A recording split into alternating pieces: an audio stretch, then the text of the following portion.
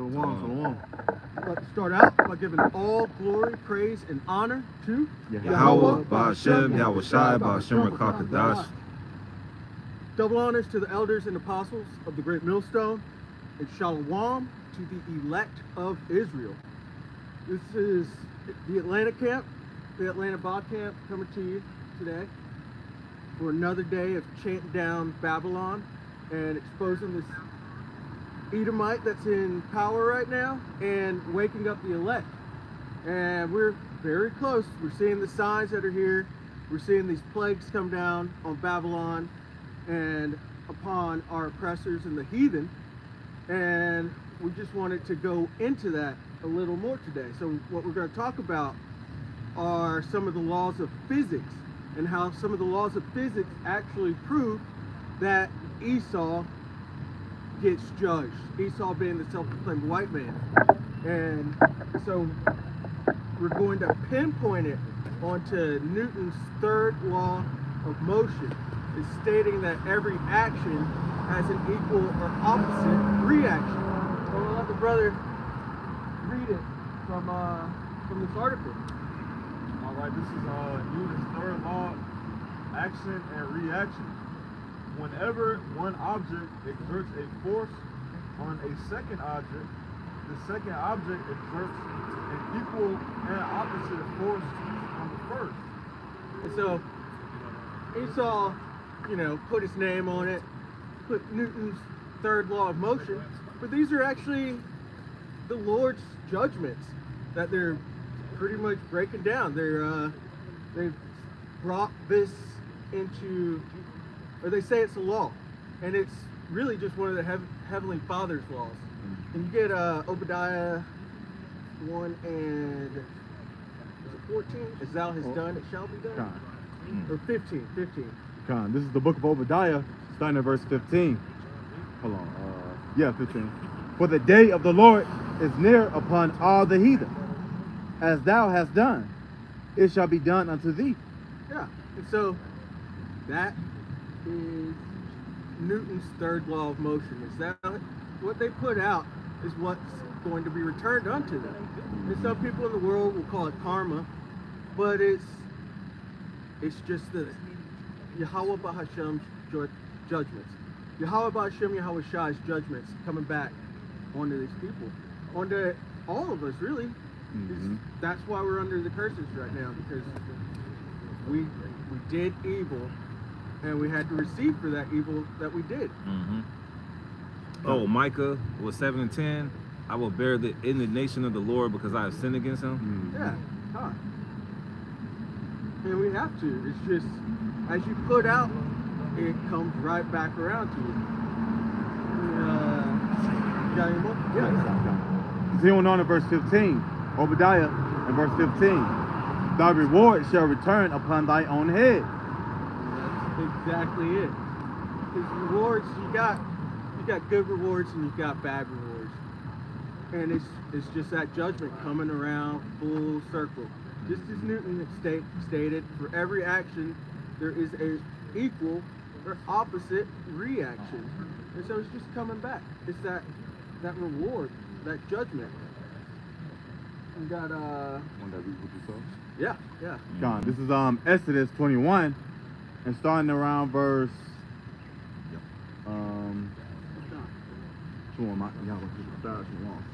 starting around verse 24. Exodus 21 and verse 24. Eye for eye, tooth for tooth, hand for hand, foot for foot, burning for burning, wound for wound, strike for strike.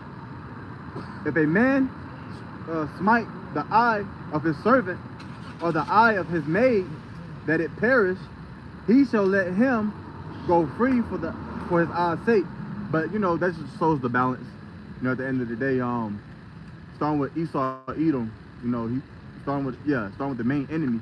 All right, along with all these other heathens that join hands or alliance with this enemy, have such a nation of Israel, which consists of you so-called Negro, Latino, Native Americans. All right, and therefore, it's basically a tit for tat. All right, reap what you sow. They reap the benefits of our backs through bloodshed, etc., etc. Therefore, double is going to come to them. Thus saith the scriptures, man. You know? And yeah, put that out. Why wouldn't that come back?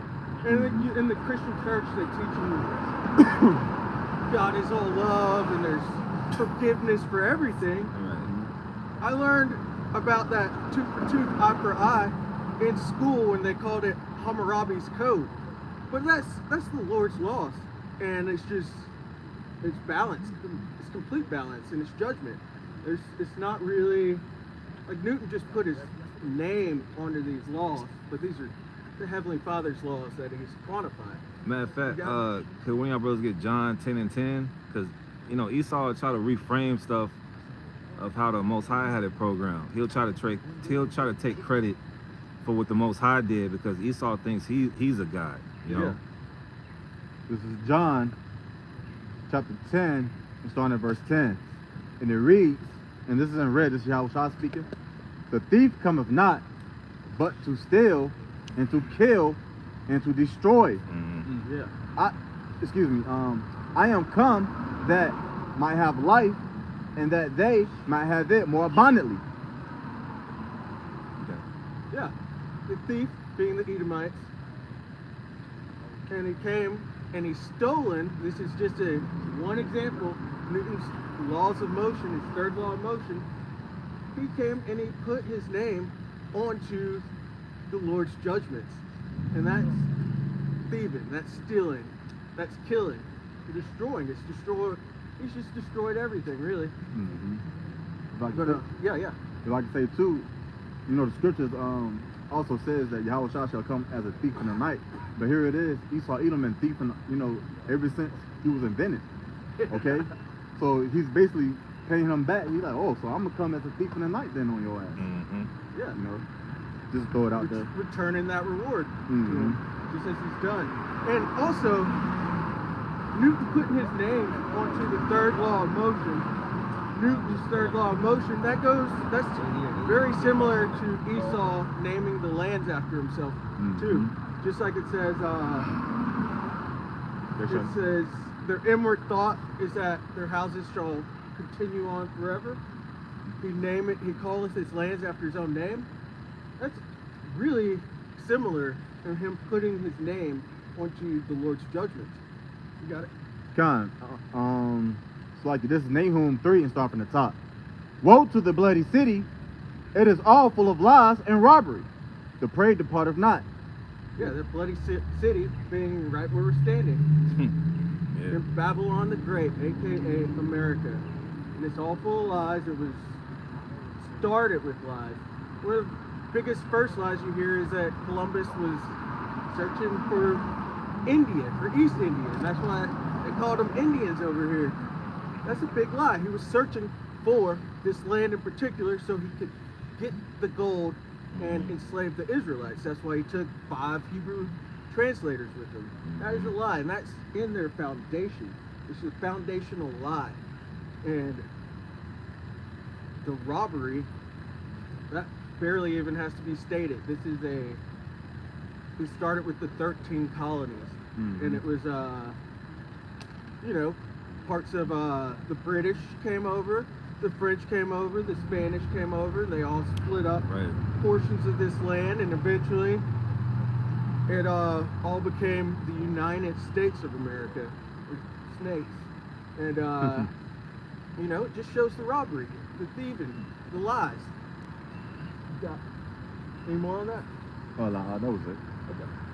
Yeah. That's really the balance of how much. A false balance is an abomination to the Lord, but a just weight is his delight. Yeah. And this world is currently unbalanced. It's completely out of whack. It's upside down. But the Lord is going to restore it to righteousness. And that will be just. That'll be justice being served. We get any more on that article? Yeah, I was about to ask. Yeah. You said the third law. Right? Yeah, third law of motion. It says, his third law states that for every action, force, in nature, there is an equal and opposite reaction. Hold on. Let's get Revelation 13. God. It's the book of Revelation, chapter 13, start from the top. And I stood upon the sand of the sea, and I saw a beast rise up out of the sea, having 7 heads, and 10 horns, and upon his horns 10 crowns, and upon his heads the name of blasphemy. That being Esau's kingdom, his rulership. NATO and the EU make up the beast, and the different times that he's been in rulership for those 7 heads, starting with the Greeks, the Romans, the French, the British, the Spanish, so on and so forth, Slovakia. But I wanted to get he that leadeth into captivity. Oh, God. So go into captivity. God, give me 1 second.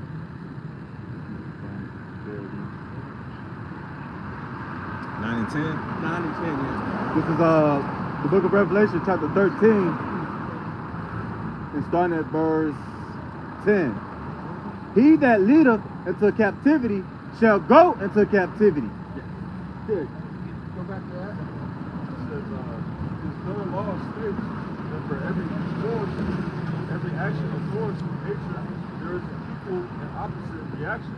So, God. Going back to Revelation 13 and starting at verse 9. If any man have an ear, let him hear. He that leadeth into captivity shall go into captivity. He that killeth with the sword must be killed with the sword. Here, that is an action.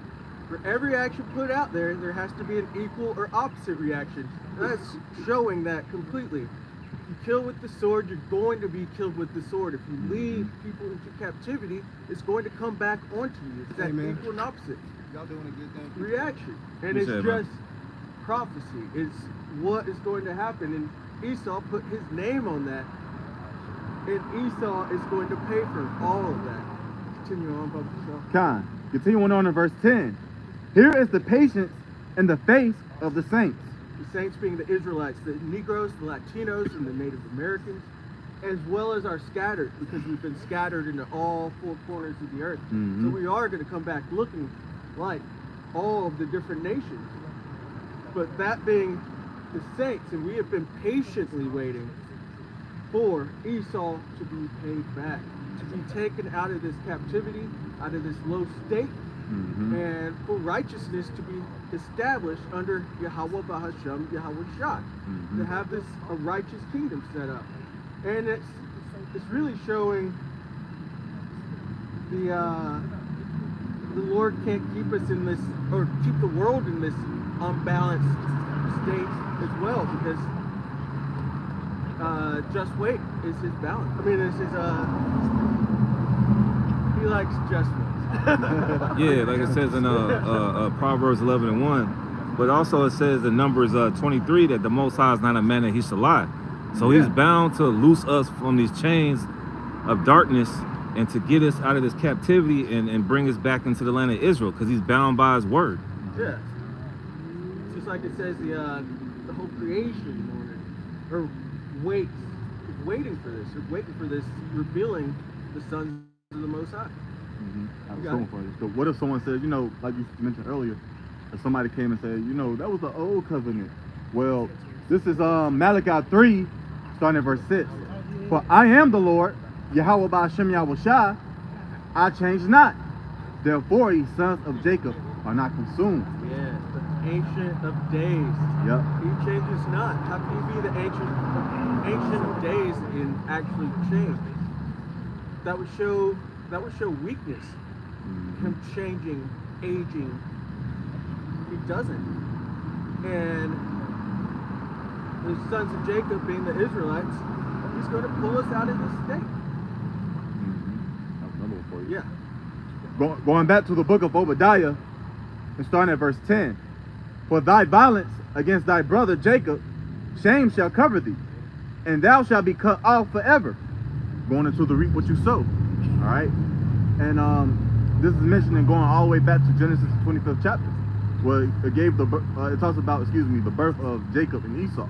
All right, and ever since, you know, you lost your birthright, he's been trying to poke at us and get back at us, basically holding a knife behind his back and trying to backstab us. Yeah. All right, the same individual who's trying to cut us off till this day for being a nation. Yeah. And he's gloried in the violence that they put on us. You know, there's statues all around America, and really the West in general, but there's statues to these so-called conquerors and colonists. Yeah, I'll watch your mouth, shut up, stop. So long. But there's statues and they're gloried in these things, and now these remnants are being shamed because the truth of what they've done is coming out, and that's why Esau has what they call white guilt, and it's because they know that all these things are gonna come back on them, and they're trying to make up for it in some types of ways. Some of them don't believe that they will be judged at all. It speaks about how they thought they were 1-1 with the Most High in Psalms 50, but the Lord is going to judge them. All this, everything they put out is going to come right back onto them, but double. Right. Verse 11, continuing on, and it reads, "In the day that thou stoodest on the other side, in the day that the strangers carry away captive his forces, and foreigners enter into his gates, and cast lots upon Jerusalem, even thou was as one of them." Just going into, basically, when they saw our downfall, all right, they still took some of us, possessed some of us, did us dirty, all right, backstabbed us, sold us off. You know, hey, it's all in the history. Everybody know how it goes, man. The Atlantic slave trade. All right, slave trade. Yep, and so on and so forth. Okay. Yeah, every bit of that is going to come back. You destroyed our stuff. You destroyed us as a people. You stole our heritage. You're calling yourselves the children of the Most High, calling yourselves the so-called Christians, but you're not. You're none of that. You're being exposed for that, and that's going to it's shameful. It's shameful what you've done. But the Most High said, for what you did to our city, and Baruch, he's got the other side of it.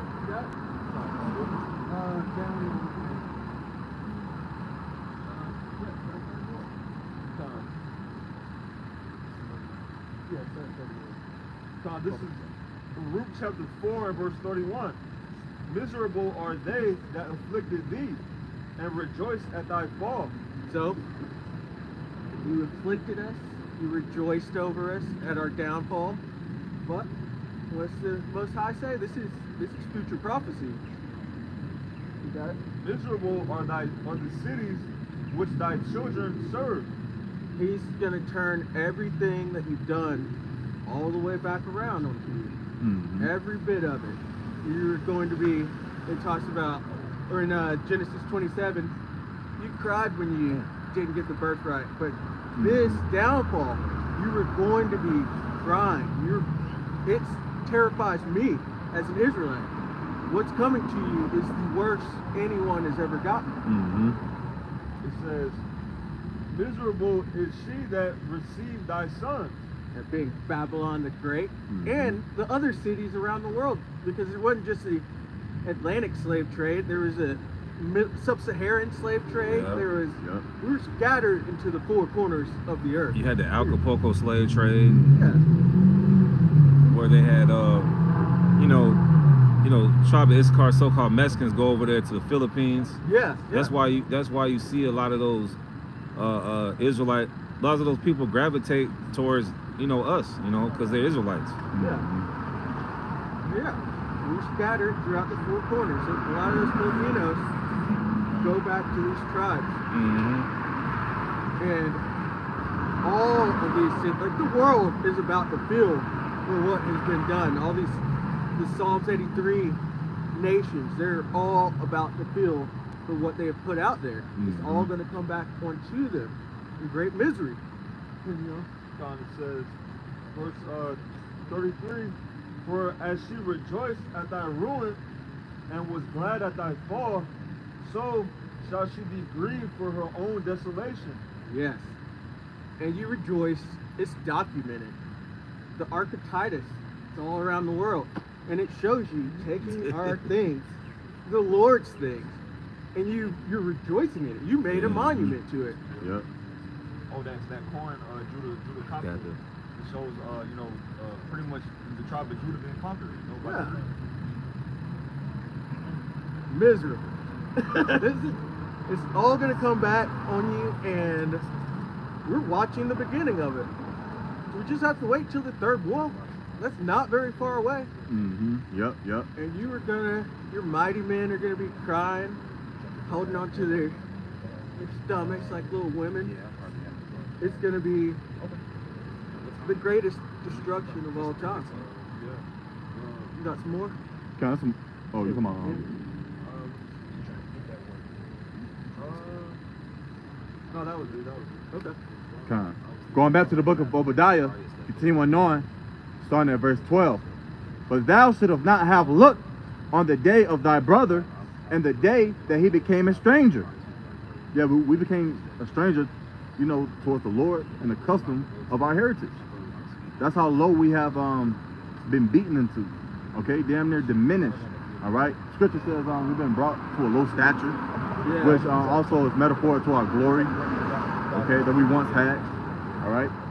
It says, continuing on, neither should have thou have rejoiced over the children of Judah and the day of their destruction. Yeah, they was happy, exceedingly happy.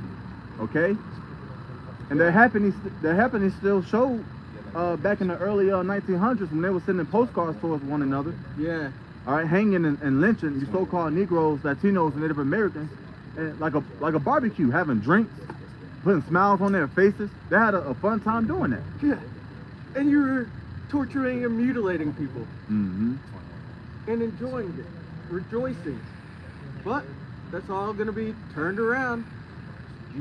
You understand the laws of physics. You understand that every action has an equal or opposite reaction, and that yours is going to be double again. It's going to be double.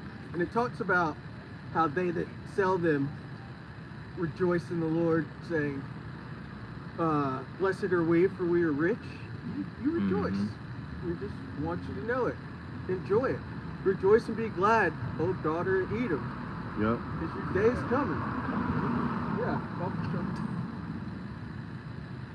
You got some more? Yeah, some more. Yeah. Going back to the book of Obadiah in verse 13. Thou should have not have entered into the into the gate of my people in the day of their calamity. Yea, thou should have not have looked on their affliction in the day of their calamity, nor have laid hands on their substance in the day of their calamity. Neither shouldest thou have stood in the crossway to cut off those of his that did escape. Neither. And that is what we just brought out earlier. The thief came not but to steal, to kill, and to destroy. And that is really going more into depth on your stealing, your killing, and your destroying. So put that out there, it's gonna come right back onto you. As I keep saying. Kind of continue on knowing. Neither shouldest thou have delivered up those of his that did remain in the day of distress. And I believe we already read verse 15, but I'm gonna read it again. Yeah. For the day of the Lord Yahweh is near upon all the heathen. As thou hast done, it shall be done unto thee. Thy reward shall return upon thine own head. A double reward is coming. You're supposed to be our brothers, but you treated us the exact opposite. And so, you got a judgment coming. You got that in Lamentations chapter 4 and verse 21. Rejoice and be glad, O daughter of Edom, that dwellest in the land of Uz. The cup also. Daughter of Edom, being the self-proclaimed white man, white people, man and woman. And he said, Lord's telling you, rejoice and be glad. Be glad you had an opportunity to rule. Be glad you're in this blessed condition as of right now. It's quickly, as each day passes, it's waning. It's going away. It's really not even, there's no privilege to being an Edomite at this point, but just be happy. Be glad that you've been in that position, but buckle up because it's about to change. The Lord said he's going to take all these curses that have been on us and put it onto our enemies. Right. You being the number one enemy. It's going to come right back onto your head. It says, the cup also shall pass through unto thee. That cup being these curses that are upon us. That cup being all the plagues and everything listed within the Bible. And that's what's not even listed. You're going to have to drink that cup. It's a law of motion. It's the third law of motion. That says, thou shalt be drunken and shalt make thyself naked. Yeah. You're going to be exposed. You're going to have so much of that you're going to make dumb decisions. And think about what's your end. Your end involves you taking out yourself.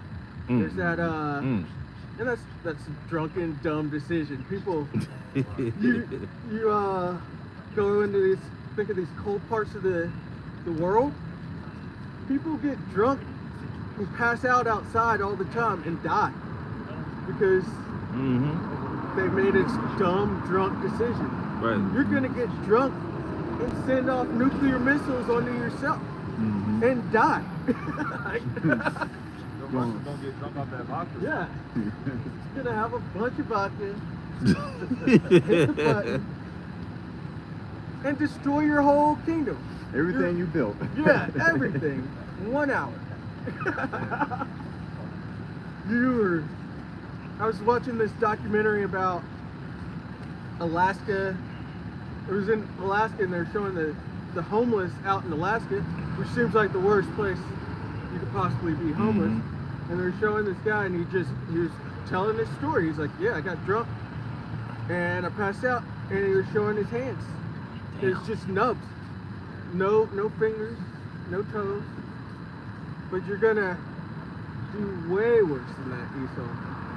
Yeah. It's also, they have what's called the Ouroboros, and that's a snake circled around eating its own tail. That even makes me think that you know you're the snake, because you put that symbol out there all the time, and you're just gonna eat your own tail, all the way. Right. All the way. Verse 22. The punishment of thine iniquity is accomplished, O daughter of Zion. Daughter of Zion, being the Israelites, the Yeah. Negroes, Latinos, Native Americans, as well as our scattered. And we're at the end of our punishment. We're almost out of these curses. And the Lord's slowly taking them off of us. We're, even the fact that we're out here shows that He's raising us up, He's putting us into order, and our punishment is almost up. We do have to get through Jacob's trouble, and we do have to get through the MOTB being put out there, and we have to pass this test that's coming on us with flying colors, because you're either right or you're wrong. You either take it and you're going to get destroyed, or you don't, you resist, and if you're of that number, of that elect, you will be delivered if you are an Israelite and of the elect. But there's still some more to come. We still have to watch Babylon go into its destruction too. But our punishment is almost up. But you, daughter of Edom, it's coming on you. Yep. Now, reading on. He will no more carry thee away into captivity. He will visit thine iniquity, O daughter of Edom. He will discover thy sins. Ooh. And that is, I love the Lord's judgment, because it's really showing that everything you put out there comes right back onto you. It's fun to use Newton's laws of motion, but the Lord has given us these scriptures, the Bible, and He's showed us His judgment. There's in Psalms it says He's. Can you get that?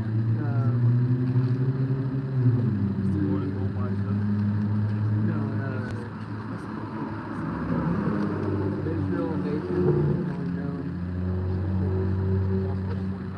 Yeah, I think so. It's a lot. But yeah. he showed his people, the Israelites, his judgments. And now we understand them. We understand that you don't just go die and go to hell. We understand that you're reincarnated or regenerated, as the Bible says, regeneration. And that's how you actually see his judgments, because you know, act a fool on earth, or you're good on earth, you die, you go up there and you get your judgment, and it's acted out on the earth, coming back in the third or fourth generation. I got it. Salaki, Okay. it was actually in Psalms 147. 147. Psalms 147 and 19. He showeth his word unto Jacob, his statutes and his judgments unto Israel. He have not dealt so with any nation. And as for his judgments, they have not known them. Praise ye the Lord. So the Lord's got a chosen people, that being the Israelites, and he has opened our eyes and ears to see his judgments and how he plays them out, because he's setting up the nation of Israel to be the judges upon the earth. Yep. Therefore, he's going to show us how to judge, and to judge justly, righteously. And he's going to show us one of his greatest judgments ever, by bringing the rulers of this world down. You got anything else? Unless you want me to go back to Obadiah. There was Okay. still some more. This. No, I don't know. Okay. Kind of going back to the book of Obadiah, in verse 16. For as ye have drunk upon my holy mountain, and I believe you were just going into that, like he's going to get so drunk to the point he's going to destroy himself. Okay, but so shall all the heathen drink continually. Yeah, they shall drink, and they shall swallow down, and they shall be as though they had been, they had not been. And that makes me think of how the Lord said, he that believeth on me, in truth out of his belly shall flow living waters. I think that's The heathen have done the exact opposite, and so they're going to have these be flowing out with death waters, pretty much, because going against the law, statutes, and commandment is death. But following them brings life, and so they're just going to have these. They're going to have these everlasting death waters. yeah, it's like a stagnant creek that's full of sludge, Yeah. and then you got a river flowing full of living waters. That's how the scriptures are. Yeah. It's just you guys have a different portion in the Israelites. You chosen people. We couldn't help it. You can't help it, and it just is what it is. All these, but you do have to be paid back for what's been done. Kind of. That was pretty much it on that. Okay. Well, the water for having me up here. Lord willing, that was edifying, and I'm gonna let the next brother step in. Kind of. You did good, bro. We're gonna go back to that book of Obadiah. Can a brother get Obadiah in verse 10 again? And then can another brother hold Genesis 25th chapter? Because we want to get into, what came about all this. Like, why is Esau so mad? Why is he all in his feelings? Okay, it goes all the way back to the book of Genesis, man. All right. So can a brother get that in Obadiah verse 10? God. Obadiah verse 10. It says, for thy violence against thy brother Jacob. And he is violent. He's a violent creature. All right. You can tell, because he is in the power seat, the ruler seat. All right. He is the king of this earth right now. What the scripture says, the earth was given into the hand of the wicked. So he is the wicked. All right. And it's like a force, or should I say, a vibration that comes down onto the people. And these people acting violent. They don't know peace. All right. That's why, in order to know peace, you got to know Yahweh Shemi Awashah, man. All right, because he is of peace. He is of comfort. But everybody is following the ways of this devil. Everybody got to have a Glock 9 on them. Everybody got to have an AK. Everybody got to murder, rob, and smoke, and just be a fucking thug and a degenerate, man. All right, you got it, Doc. This is Ecclesiasticus, known as Sirach, chapter 10, and I'll start verse 1. A wise judge will instruct his people, and the government of a prudent man is well ordered. See, to receive instruction, that's a blessing, man. Okay, the right instruction, a wise instruction, man. Okay, you can't get a wise instruction from Esau, Edom. All right, the self-proclaimed so-called white man, all right? He's instructed our people to go off continuously to eat pork, all right? And when our people, you so-called Negro, Latino, Native Americans do go off, he's not here to instruct you on to do the right thing. Nah, man, he just let it happen. Oh, yeah. Okay? Because he's the devil, man. Remember, he get off on seeing us fall as a nation. All right? Look what's going on tomorrow. So-called Christmas. Yeah, man. They got you Negroes, Hispanics, and Native Americans in a headlock over this Christmas stuff, and the truth has already been out there. But Esau, he gonna push this out to the end. Cause if he knows he's going down, so he's gonna take a few of y'all with y'all, man. Yeah. With him. Yep. And to not instruct us on doing the right things or telling the whole world that, you know what, this image sees your boy Jir. Yeah, we can get it right quick. Yeah, because if I could say, that's what this so-called holiday is based on, baby Jesus, which we know that Yahweh Shah is born around the time of the Passover, but I'll show you. Yeah. They'll still show you this, and y'all bow your head. Just how like they killed you off, and back in the day, now they killing you off to this day. See, what was Esau's wise instructions on telling us that this was the false image and that he put it up? But he's not going to do that because he gets off once again on seeing us serving other gods, pagan gods, all right, and basically seeing us destroyed and wax worse and worse because he's the devil, man. All right, you can reread your verse. The water. This is Ecclesiasticus chapter 10 and verse 1. A wise judge will instruct his people, and the government of a prudent man is well ordered. He's not prudent at all, man. He's unwise. All right, he's wise to do evil. Therefore, our people follow this devil and continuously to do evil, and they love it. They love going off. They love breaking the laws. All right, they love being atheists. They love being what we call wacky tacky Christians. Right. All right, they love being Muslim. Okay. Yeah. The one thing they hate is coming back to Yahweh Shah and worshiping him only. All right, because they rejected the Lord, man. Therefore, they're going to be like that, you know, in that deep delusion. Okay, Right. Can you get that word off? Instruct. I got you. It's from the Etaban Online. Instruct is to tell, to inform, to impart knowledge or information. When was he was going to give us the correct knowledge or tell us about, hey, you know, you so-called Negro, Latino, Native Americans, we lied to you. Those are not your real names. Right. All right? You're from the tribe of Judah. You're from the tribe of Levi. You're from the tribe of Benjamin. When was the devil was going to do that? He was never going to do that, man. And that goes all the way back to that's a violent act. You want to see us down, man. Okay? Was that it on that word? No, it's more. Furnished with authoritative direction to arrange, prepare, to set in order, to inform, to teach. See, he directed us basically away from the Lord, man. The water Yahweh Shah, all right, for our apostles and elders, great millstone, all the way on down. All right, many are called, but few are chosen. He called us to do this work and to know his name, man. Lord willing, we'll be a part of that number to be delivered. All right, but Esau, he directed us to a wrong direction, man. All right, our people went south, our people went left, man. Remember, the scripture says our people are gone away backward. Right. Yeah. Can the brother get that in Isaiah right quick? I believe either it's in Isaiah, I believe the first chapter. Backsliding daughter. It's the first Yeah. chapter. Around like the fourth verse.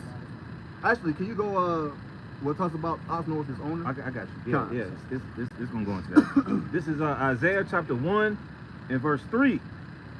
Well, let me go verse 2. Con. It says here, Isaiah chapter 1 and verse 2, hear, O heavens, and give ear, O earth, for the Lord hath spoken. I have nourished and brought up children, and they have rebelled against me. What was Esau was going to tell us that we are those children who's rebelling against the true power, all right, who created the heavens and the earth, man, which his true name is Yahweh, Bahashem Yahweh Shah, man. All right, it's not Jesus Christ, it's not Ahaya, it's not Yeshua, all right, and any other name, man. It's Yahweh, why Yahweh Shah, okay? Yeah. Got it up. Isaiah chapter 1 and verse 3. The ox knoweth his owner, and the ass his master's crib. Which represents two simple dumb-like animals. But even they know their owners, all right? Who possesses Israel? Who owns Israel, okay? Yahweh Bashem Yahweh Shah, we are his people. I'm going to let them go by.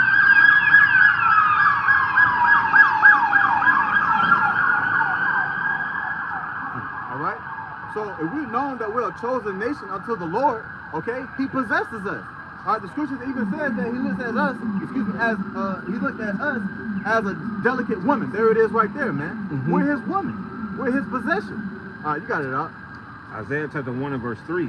The ox knoweth his owner, and the ass his master's crib, but Israel doth not know, my people doth not consider. And he knows that.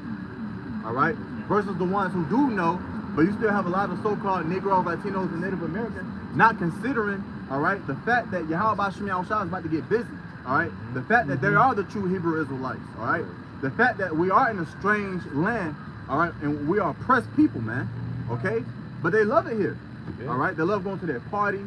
They love this marrying, giving it to marriage. That's why the scripture says, "As the days of Noah," man. All right, because the Lord's gonna come back. All right, while you guys are getting the sea help, okay, and do whatever you want to do, the Lord's about to come back and crack these skies and get down on you people, man. All right, but you guys want to love the so-called white man so much. When was he gonna sit down, all right, and broadcast that on the radio and the TV to y'all people, man? But no, he's not gonna do that. But the Lord set up prophets to do it for you, man. But you guys don't want to listen to the prophets. Right. Okay, you got it out. This is Isaiah chapter 1 and verse 4. It says, "Ah, sinful nation, a people laden with iniquity." Laden with the iniquity, man. Ah, sinful nation. That's really how you got to put it, like, man. I got that from this brother Kasha Paul. Yeah. You got to put some emphasis on it. Like people, man. All right, sinful nation. Okay, because once upon a time ago, we was in the same lot as a lot of you people, man. Right. All right, docile, not knowing what we was doing, out here in the streets. Okay, probably hit lists. I don't know. Okay, I'm speaking on on myself. But the Lord has woken us up out of that state, man. But as for the remaining of you people, it's like, you sinful nation, man. You guys are laden with darkness, evil. Okay, you got it up. It says, Isaiah 1 and 3, "Ah, sinful nation, a people laden with iniquity." Whose people? Not no ordinary individuals, man. The people that's on this sign. You so-called Negroes, Latinos, and Native Americans, man. All right? You guys just here just to be here, man. Right. You guys go about this YOLO spirit, okay? You got it up. Continue on, it says, "A seed of evildoers." The seed of evildoers, all right? From generation to another generation, continuously. You got it up. "Children that are corrupters, they have forsaken the Lord, they have provoked the Holy One of Israel unto anger, they are going away backward." Going away backwards, all right? So here it is, when the brother brought out the word instructions, can you read the part where it says about the direction? One more time, Sean. Furnish with authoritative directions. Who's in authority right now? Okay? According to Romans, the 13th chapter, and many other precepts, but who do we have to listen to? The adversary right now. We're under his jurisdiction. We're under his laws. But spiritually, we're following Yahweh Shem Yahushua, because he's the only one that can deliver us out of this confusion land, this confusion of land, this valley of shadow of death, man. Okay? Here it is, the individual who's authoritative, if that's the word, who's an authority, okay? He consistently give us false knowledge. He consistently downgrade us, degrade us. He consistently poison our minds, all right?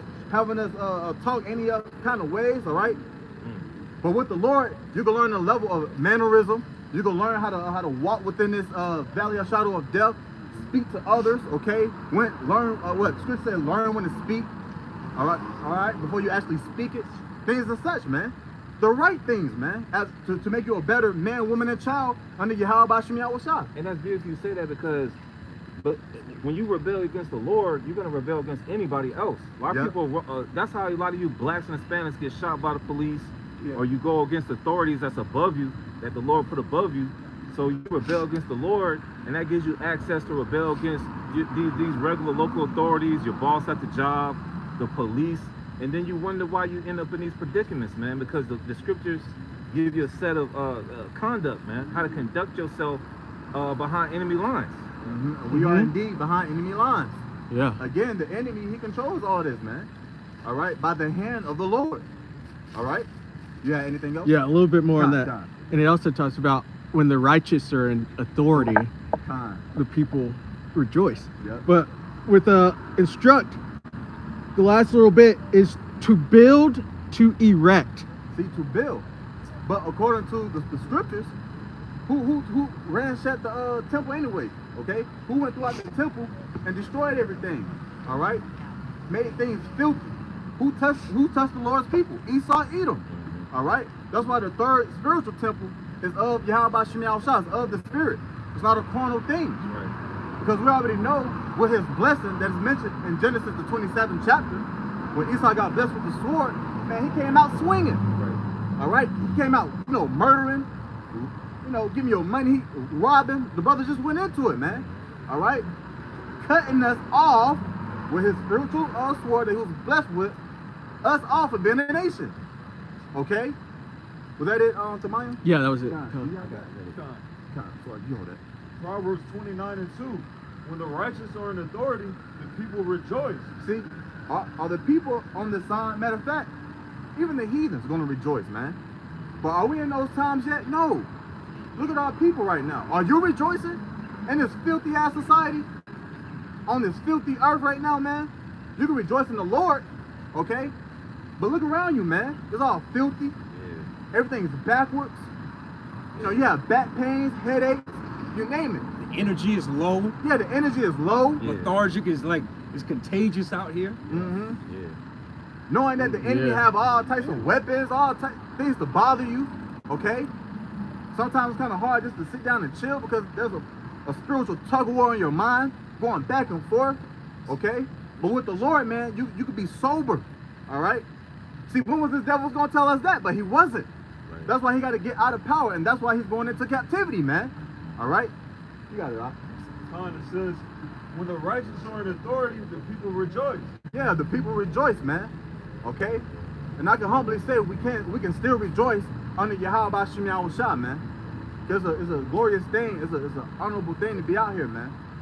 All right, with each other, to know the name again, to try to consistently wash ourselves, all right, learning how to send up prayers in the Hebrew, the pure language, all right, repenting, knowing we done wrong, okay? And here it is, you got the main enemy, he's fiddling his fingers back and forth, pacing back and forth, and he want to kill us, man, okay? Kind of, you got it, huh? It says, but when the wicked bear rule, But when the wicked bear rule, didn't I not just mention that the whole earth was given into the hand of the wicked? The wicked is in rule right now. He's ruling over us. All right. That's why everything is being brought out on this so-called devil, white man, excuse me, which is the devil. Okay, that is mentioned back in the book of Obadiah, man. How his things are brought up and sought up. That's the spirit of Yahweh Shem Yahushua doing that. By the way of his prophets, starting with the apostles and elders of the great millstone, all the way on down. Right. Consistently blowing that trumpet, consistently being a watchman. All right, we're messengers, man. Okay, and we're here to let you know what's up. Because Esau, Edom, the man that a lot of you guys love, all right. So the so-called white man, whitey, all right. You guys lean upon him and believe in him. But he's giving you false things, man. They still believe in a white man's gonna come down the chimney and give you Christmas presents. Yeah, that's all. Yeah, he's gonna give you a gift or some coal. All right? Man, that's bugged out. A big ass Easter bunny. Right. People collected eggs. Yeah. That's all bugged out, man. That's a false reality. That's a delusion. Right. Okay? You got it, Rock. finishing out. But when the wicked bear rule, the people mourn. Yeah, we're mourning. All right, and while we're mourning, we hear sighing and crying and complaining continuously. And according to 2nd Ezra, the 15th chapter, he hears us, man. The scriptures also says that our prayers pierce the clouds. All right? So he hears everything and recording everything that's going on right now, man. The scripture says what? His eyes are upon the sinful nation. His brother, get that right quick. Believe in what? Amos 9. Yeah, Amos 9 and 8. All right, fine. Amos 9 verse 8. Behold, the eyes of the Lord are upon the sinful kingdom. Is this place not a sinful kingdom? All right. It's not a cute and beautified kingdom. Hell nah, man. It's not a kingdom to where you can just prosper, all right, and follow the Lord. Only the elect is going to follow the Lord at the end of the day. But he has all these little weird laws and jurisdictions to combat that, man. He's the adversary. Yeah. Mhm. Right. All right, he's the opposing force, man. Right. Mhm. Okay? He took the Lord's people and scattered us. All right, therefore, the Lord's going to come back and take this place with violence. Right. Since you want to show violence against your brother, right? Well, guess what? The Lord's going to show violence unto you, Esau, Edom. Okay? You got it out. Behold, the eyes of the Lord are upon the sinful kingdom, Uh-huh. and I will destroy it from off the face of the earth. Did he say that he was going to add on to it and build this, that, and the third to restore something? All right? Did he say that to keep building it and we're going to just be here forever and ever? That this was going to be the kingdom? Nah, man. All right? He said that he was going to destroy it. Okay? He's going to destroy everything that you built up, Esau, Edom. All right?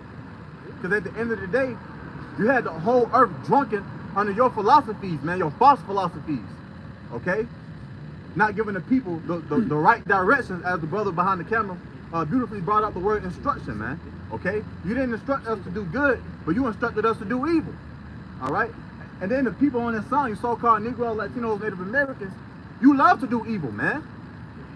That's why, hey, 2/3 shall be cut off and die. Whether you believe it or not, man.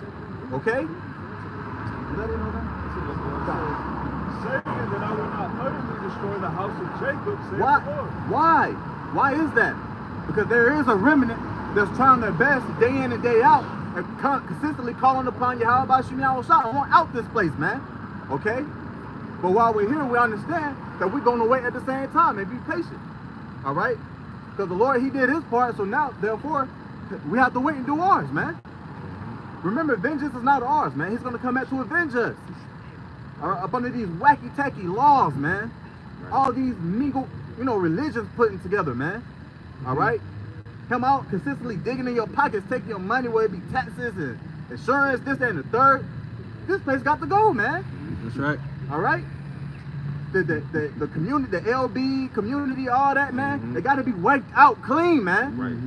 Because again, it's corrupting our people more and more and waxing them to do wrong, exceedingly wrong every day, man. Right. Okay? Is that it? So it goes into what this book is. Yep, God. It says, for lo, I will command, and I will sift the house of Israel among all nations. See, here it is. The Lord is commanding the right thing to do. But you didn't want to command us to do the right thing. You got to get out the power seat, man. Right. Okay? You got it out. Like as corn is sifted in its seed, Mm-hmm. yet shall not the least grain fall upon the earth. God. You can say one. All the sinners of my people shall die by the sword. Shall die by the sword. And at the same time, here it is. The messengers, all right, the prophets are back. And we are telling you people that repentance is still here. Okay? Since you want to love the so-called white man so much, he wasn't going to tell you about repentance. All right? Because, hey, according to Genesis, I believe it's in Genesis 25th chapter, where it says he didn't find no repentance. Just roughly paraphrasing. You know what I'm saying? Yeah, kind. He couldn't find repentance. Therefore, he cried there exceedingly, sorrowfully. Okay? Because Esau, as one of the Brother Coach always said, he's a whole ass nigga. All right? So he want to cry there bitterly. Yeah, man. Because your spirit's not right. There's nothing right in this devil. What'd you say, y'all? You want that Genesis? Yeah, Genesis Okay. 25 is. Matter of fact, I'm gonna get that anyway. Can you just hold that real quick? Do you have anything? John, you keep going. All the people, all the sinners of my people shall die by the sword, which say the evil shall not overtake or prevent us. Yeah. So the things that Esau, Edom, do towards the nation of Israel, all right, towards us, collectively, hey, he's not gonna get off on us anymore, man. All right, because our Lord Yahweh Bashim Yahweh Shah is here for us, man. All right, remember, there's gonna be a standard for us, man. Remember, we're gonna get, some of us gonna receive spiritual power. All right, whether we're gonna heal people or whether we're gonna actually destroy people. Believe it or not, man. Old and young, we went into that this brother went into that last count, man. Okay, you got it out. All right, this is Genesis chapter 27 and verses 37. And Isaac answered and said unto Esau, behold, I have made him thy lord, and all his brethren have I given to him for servants, and with corn and wine have I sustained him, and what shall I do now unto thee, my son? Verse 38. Yeah, that's clearly what that's Whose blessing is that again? That's Esau's, right? That's basically going into Jacob's. Oh, Jacob's this blessing. Jacob's blessing. All right, And bet. then, you know, this is Esau's response. This is how he conducts himself nowadays. Genesis 27:38. And Esau said unto his father, Hast thou but one blessing, my father? Bless me, even me also, O my father. And Esau lifted up his voice and wept. You know, probably going temper tantrum. Father, please, Yeah. bless me, bless me. I heard that you blessed Jacob, but give me something. Right.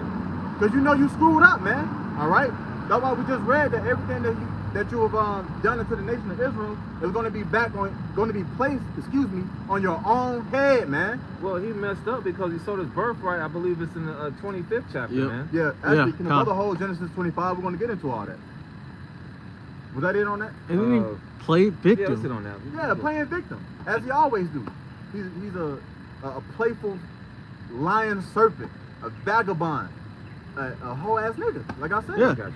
You got it out. This is Genesis 25. Can you start at around verse 22? Yeah. All right. This is Genesis 25. Yeah. Let's start. Yeah, 22. And the children struggled. Genesis 25 and 22. Start at 21. Genesis 25 and 21. And Isaac entreated the Lord for his wife because she was barren, and the Lord was entreated of him, and Rebekah his wife conceived. Giving you the backstory on what's going on why, you know, certain things about to play out the way it plays out. Okay, you know, his wife was barren. Okay, and she's like, man, like she basically wanted kids. So Isaac went to the Lord, prayed for her. All right, and fast forward, she's having kids now. All right, you got it up. Genesis 25 and 22. And the children struggled together within her, and she said, If it be so, why am I thus? Why am I thus? So it had to be a strong struggle within her womb, all right, that was causing her type of pain and all types of things, man. That's why she's like why? Why is this happening? All right, even in the womb, we was struggling with these devils, man. Right. Okay, can a brother get that word struggle? I got you. Yeah, get that word struggle right quick. All right, but that's a real thing. You know, when you see people birthing twins, you don't usually hear them say, hey man, you're like, this is crazy, you know, shit going on with me, man. You don't really hear that. But in this case, you know, she was like damn, like, what's going on? You got it, huh? Struggle from the etymon online. Mm-hmm. Wrestle, grapple, contend physically. Contend physically. That was going at it in the womb. Right. Struggling. They was sparring each other Sparring. in the room, man. You know, probably Jacob probably had his feet in Esau's face. Right. And then Esau probably was like, man, what you doing? Like, you know, just giving a little funny metaphorical thing, man. Stay on your side of the womb. Stay on your side. Yeah. No, I want this nutrition. No, give me here. You know what I'm saying? But yeah, man, it was a struggle. It was a constant battle. It got physical. All right. So you got it out. You can go back to it. This is Genesis 25 and 23. And the Lord said unto her, Two nations are in thy womb. 2 nations are in thy womb. All right, 2 different souls. And it's going to break it down. You got it out. It says, Genesis 25 and 23, And the Lord said unto her, 2 nations are in thy womb, and 2 manner of people shall be separated from thy bowels. 2 manner of people shall be separated from thy bowels. Yeah. All right, can you get that word manner? Yeah. John, the what? You got it out. Manner from the etymon online. Kind, sort, variety. Mm-hmm. Or variety. Basically, it's diverse. 2 different souls. All right, you got it out. Fashion, method, manner, way, appearance. So it's gonna. So one is gonna look different from the other. All right. One's gonna have a different mannerisms than the other one. All right. They're different. Okay, you got it out. Belonging to the hand, from Manus hand. Mm-hmm. Yeah, and that's about. Then you said sort, right? Yeah, Hey, sort. the Lord sorted it out. Like, hey, this is you and this is you. Jacob and Esau, man. Scripture say what he want to separate the goats from the sheep. Right. Yep. Time. And that could, if I can say, Salaki, that negates that we're all equal conversation. Like years ago at CNN Center, we had that theological asshole that came up. And he Love? No, it was that tear. The nigga. We thought he was. We believe he's a tear. But yeah, that guy, he couldn't distinguish between that all nations were not created equal. You know, this clearly negates the fact that all nations are created equal. Well, you got put the camera. Gotcha. What's this devil? Vocab Malone, Elder Yashwamba was going into a video of his, and he was speaking about the fact of like, well, if he was, because now they're having to deal with this idea that Esau, Christians used to just dismiss it, like Christian, Esau's just done away with, don't worry about it. But they're having to literally visit it, and he was like, well, if Esau and Jacob came out the womb, wouldn't they look the same, like you're saying? Wouldn't they have more characteristics as the same? But as the brother's going into, the Lord separated it. It's two different manners of people. And what people, if I may throw in there for you, bro, what people fail to realize is that this is the Genesis. This is the beginning. We're going into the history of the beginning of Esau and Jacob. We're 2,000, matter of fact, what am I talking about, 2,000? We're thousands of years removed from Jacob and Esau being born to how much has evolved and developed and changed over the years. So this whole idea that like we're supposed to be like look the same, act the same, talk the same, walk the same, that's BS. Yeah, like just real quick, man. We at camp here in the fall and the winter time. We all suited and booted. We got winter and fall apparel. Esau walked through the camp with shorts on and a t-shirt. Flip-flops with no socks on. Flip-flops with no socks on. That's a different manner. That's a different manner, man. Yeah. Just like the scripture says, till this day he has violence against his brother. That's in his manner. Yeah. All right. We're basically a peaceable people. Now there are times where we get down and dirty, but that's just the spirit of this devil, man. All right. It says manner comes from manus, meaning hand, and it's showing your two hands, the left side and the right side. Yep. I'm glad you brought that out, brother. See, that's heavy, man. Okay? So these are two different entities, two different spirits, all right? They have their own characteristics. They have their own mannerism, their own way of life, man. Because it's the Genesis. It's in the beginning, the Lord established, like you said, all the nations, and he put a spirit and a way on all of them. Like you said, you got Jacob. It's not just, you got the Edomites, you got the Israelites, you got the Moabites, the Ammonites, Hamites, and the Lord put a specific manner on all of them. But in the case of Jacob and Esau, the Lord had it with what? Those two nations. Because if you go back if you go a generation prior to Jacob and Esau, you go to Abraham. Out of Abraham's loins came Ishmael and Isaac. Which are two separate nations. It just so happened that the Lord didn't do it where they came out as twins. When the Lord decided to do it as twins, that was just the story of which the Lord decided Jacob and Esau storyline was going to begin, if that makes sense. Kind. Blood. Yeah. You can continue on. This is Genesis 25 and 23. And the Lord said unto her, two nations are in thy womb, and two manner of people shall be separated from thy bowels, and the one people shall be stronger than the other people, and the elder shall serve the younger. Yeah, man. And just throwing it balance, like Esau, he's strong in certain areas that got us over. All right, got over, on us. That makes sense. But we're physically stronger than him in certain areas too. Okay, just throwing it balance. Okay, you got it out. You continue on. This is Genesis 25 and verse 24. And when her days to be delivered were fulfilled, behold, there were twins in her womb. All right, that looked differently, one from another. All right, and it's going to get into it. You got it out. Genesis 25 and 25. And the first came out red, all over like an hairy garment. Red. All right, these are the different characteristics. Okay, of two different individuals. All right, the first one came out red all over. Now, if you fast forward in so-called 2023 going into 2024, if you look around you, man, with these people. Now I'm not saying that this is all about skin color. Right. All right, it's still all about the spirit. But in the beginning, it was. Yeah. Okay. God. In the beginning, it was. God. That's why the Lord had it set up that what? This Esau was the first child to come out of the womb to look as such. He was a clean leopard.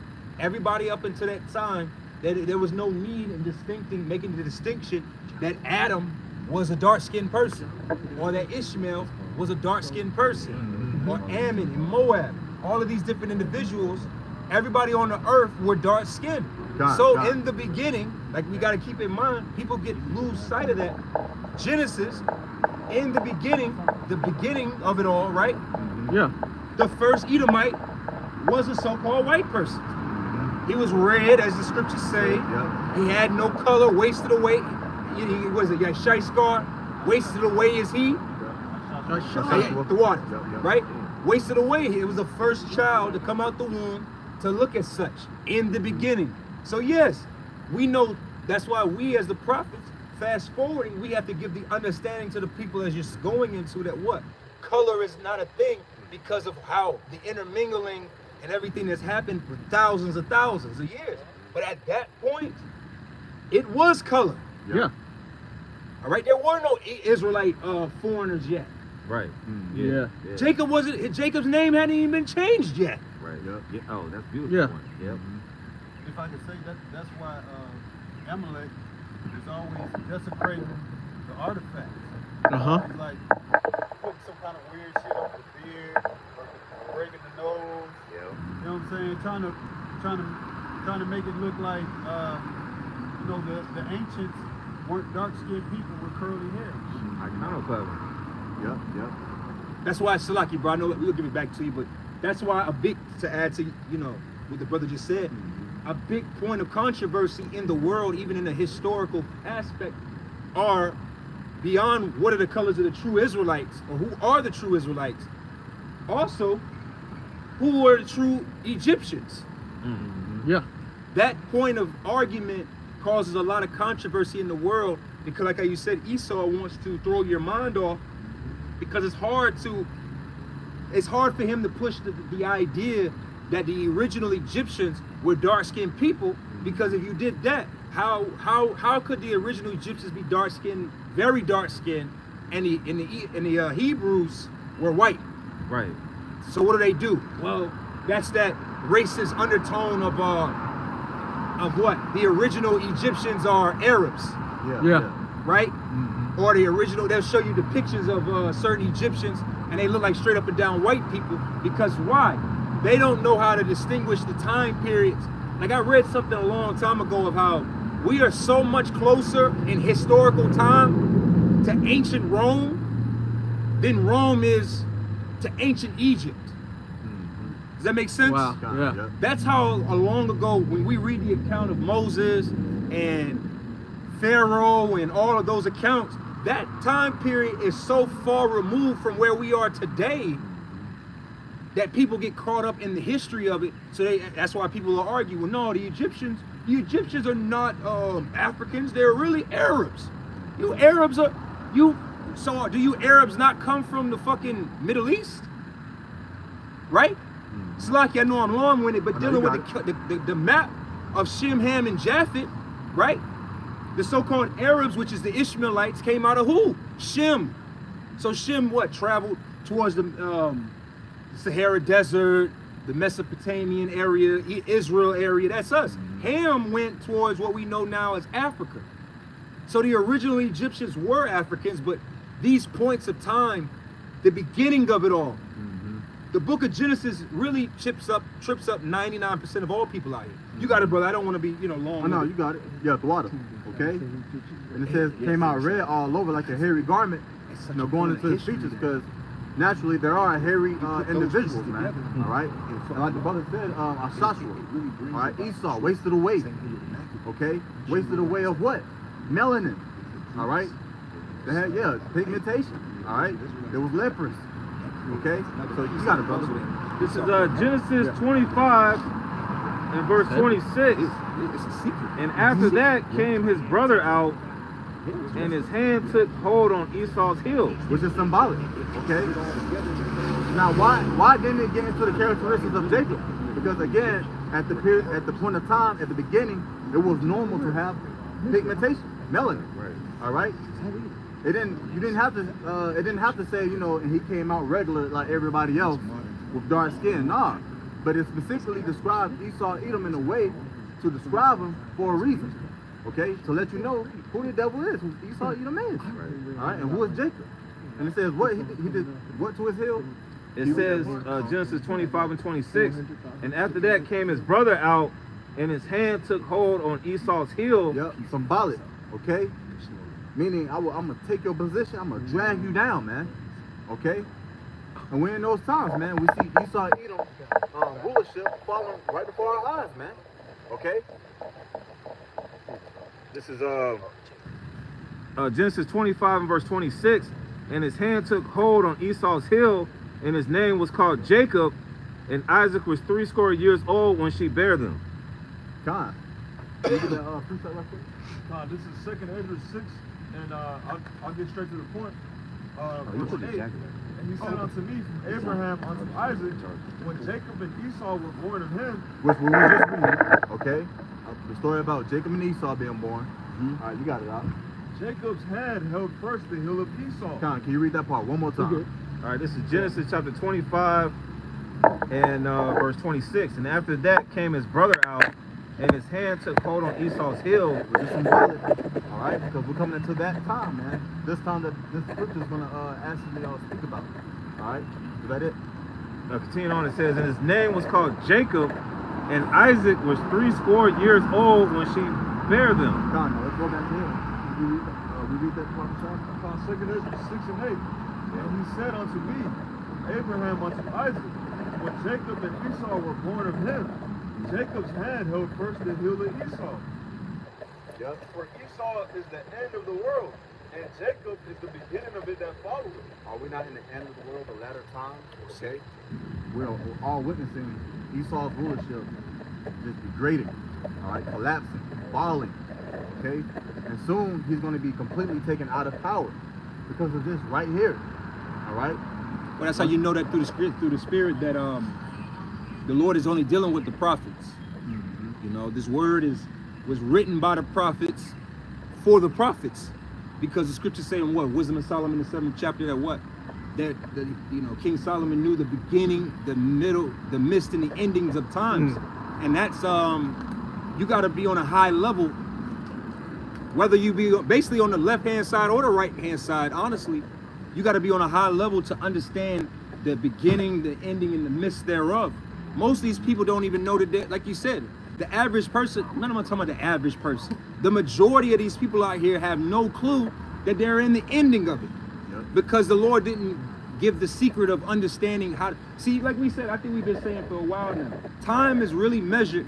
Time isn't measured by the sun. It's not even measured by the sun, really.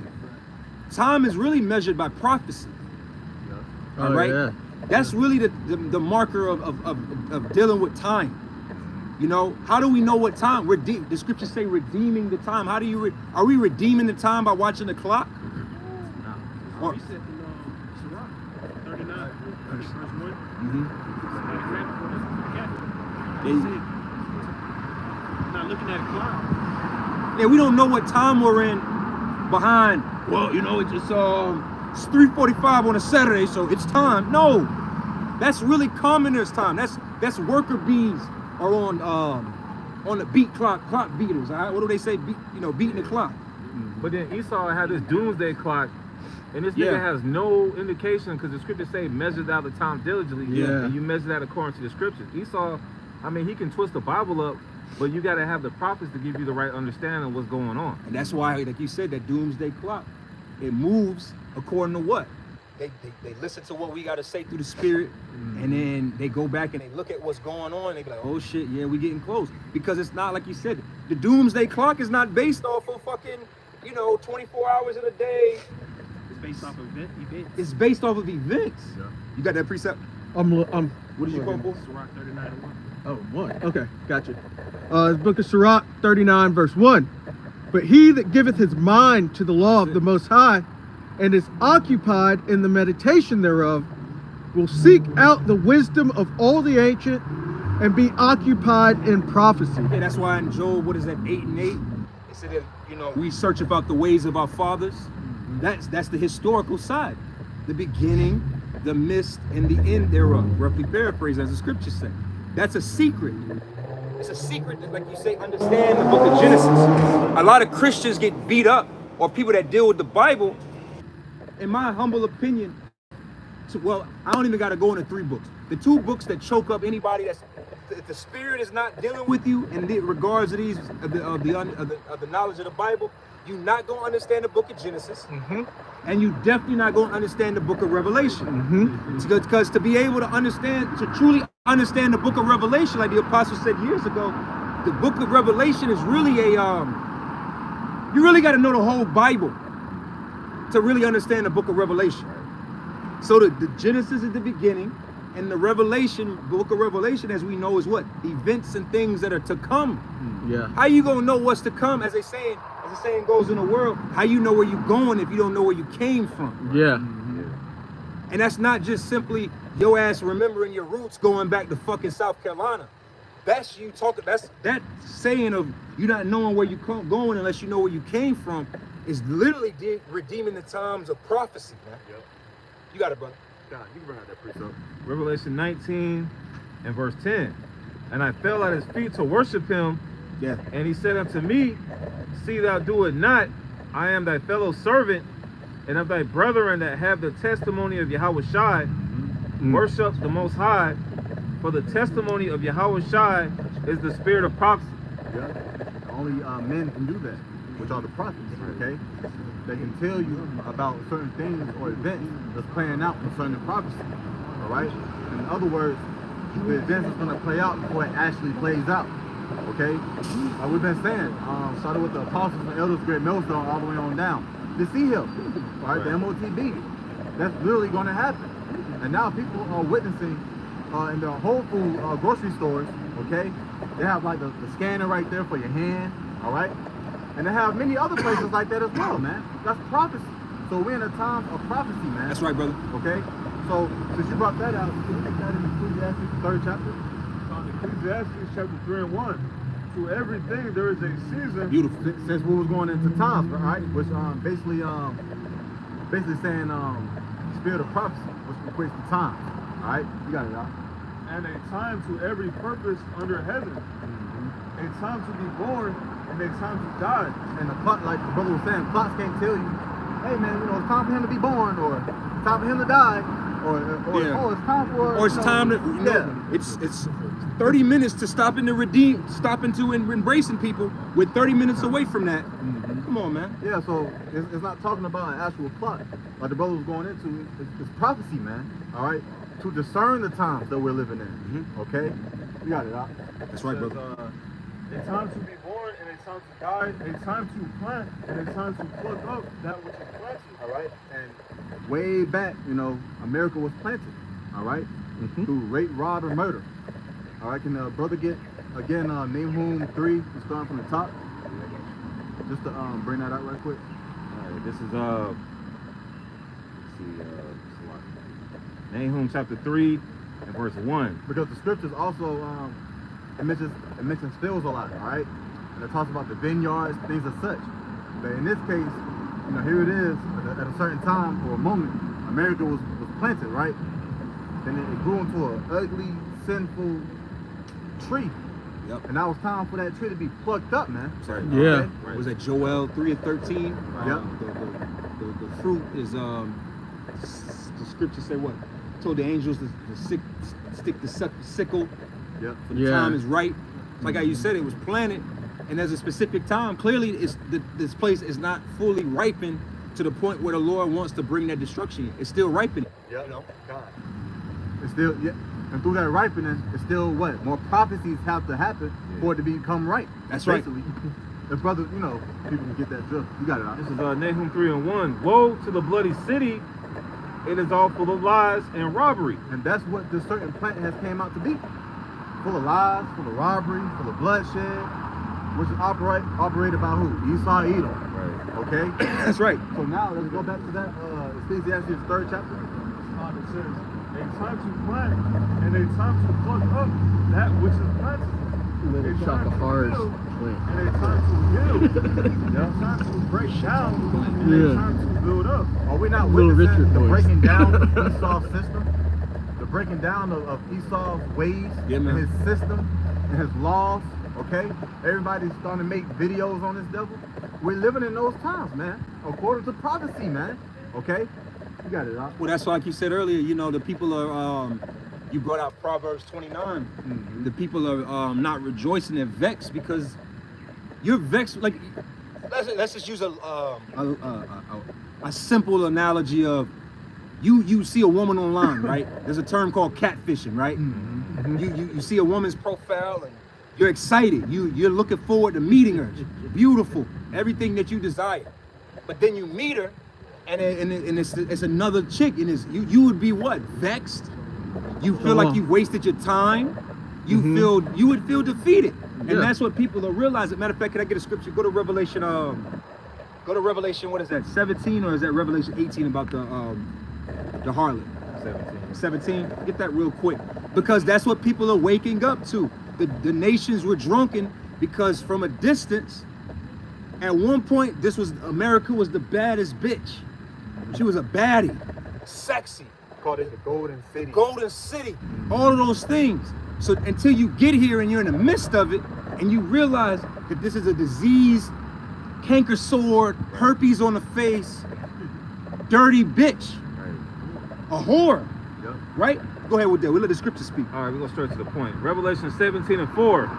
And the woman was arrayed in purple and scarlet color, and decked with gold and precious stones and pearls, having a golden cup in her hand full of abominations and filthiness of her fornication.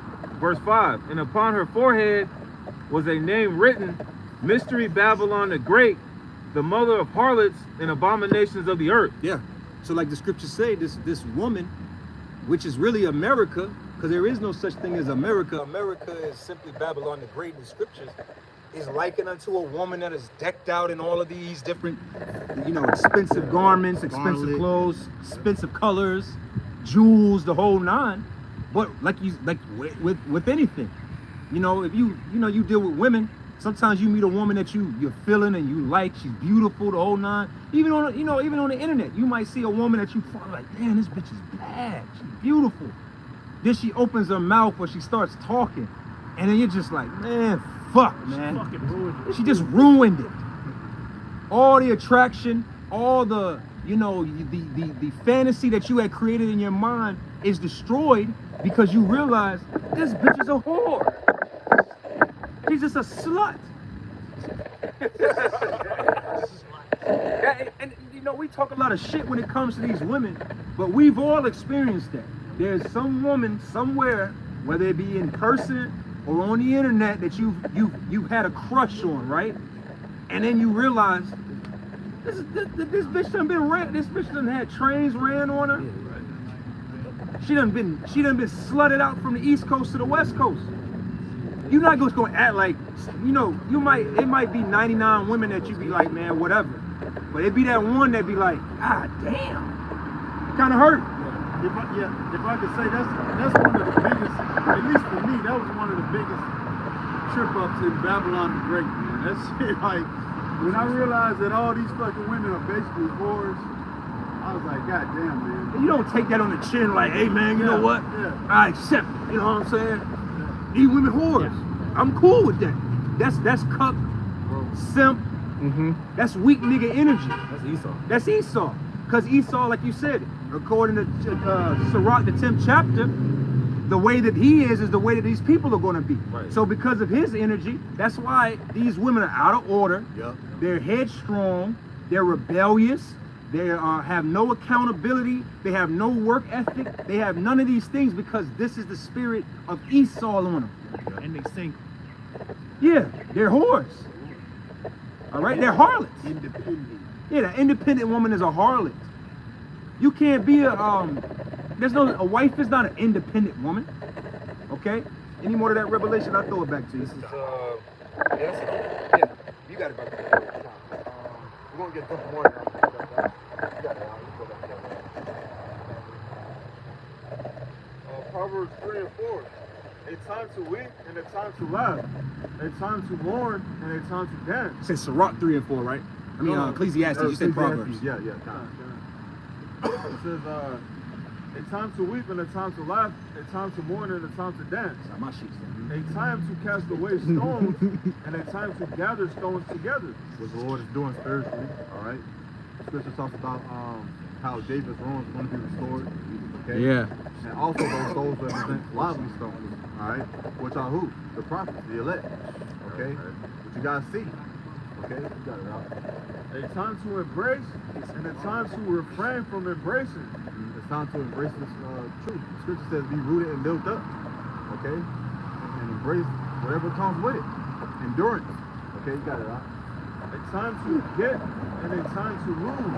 It's time to get this wisdom, knowledge, and understanding, right? And get the fact that, we up next. Okay? And also get the fact that Esau is falling. All right? Right. He's going to be plucked up, his rulership. You got it out. A time to keep and a time to cast away. Yeah. Cast away that old man, purge it out. Cast away everything you once knew about this place because it's all filled with lies, man. Oh, but you know what, brother, if I may say? Time.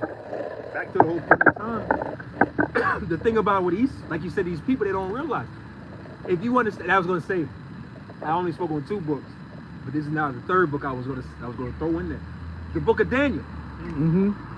The book of Daniel is another book that gives you a reference to time, Yeah. right? Because like you said, the average person out here, if they understood a certain level of, if they really understood what was that devil that said that an education in the Bible, I think it was Teddy Roosevelt. Teddy Roosevelt, I believe, One he of said that Roosevelt's. basically that if you have an education in the Bible, it's basically better than any education you could get anywhere else. Roughly paraphrasing. Mm-hmm. But because why? If you understand the book of Daniel, if you understood the breakdown, could break down Daniel, you don't even got to do Daniel 11, but that's a good one. You're right.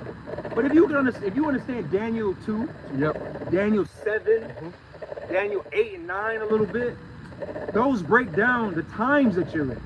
We've already experienced the Babylonian Assyrian captivity. We already experienced the Medo-Persian Empire.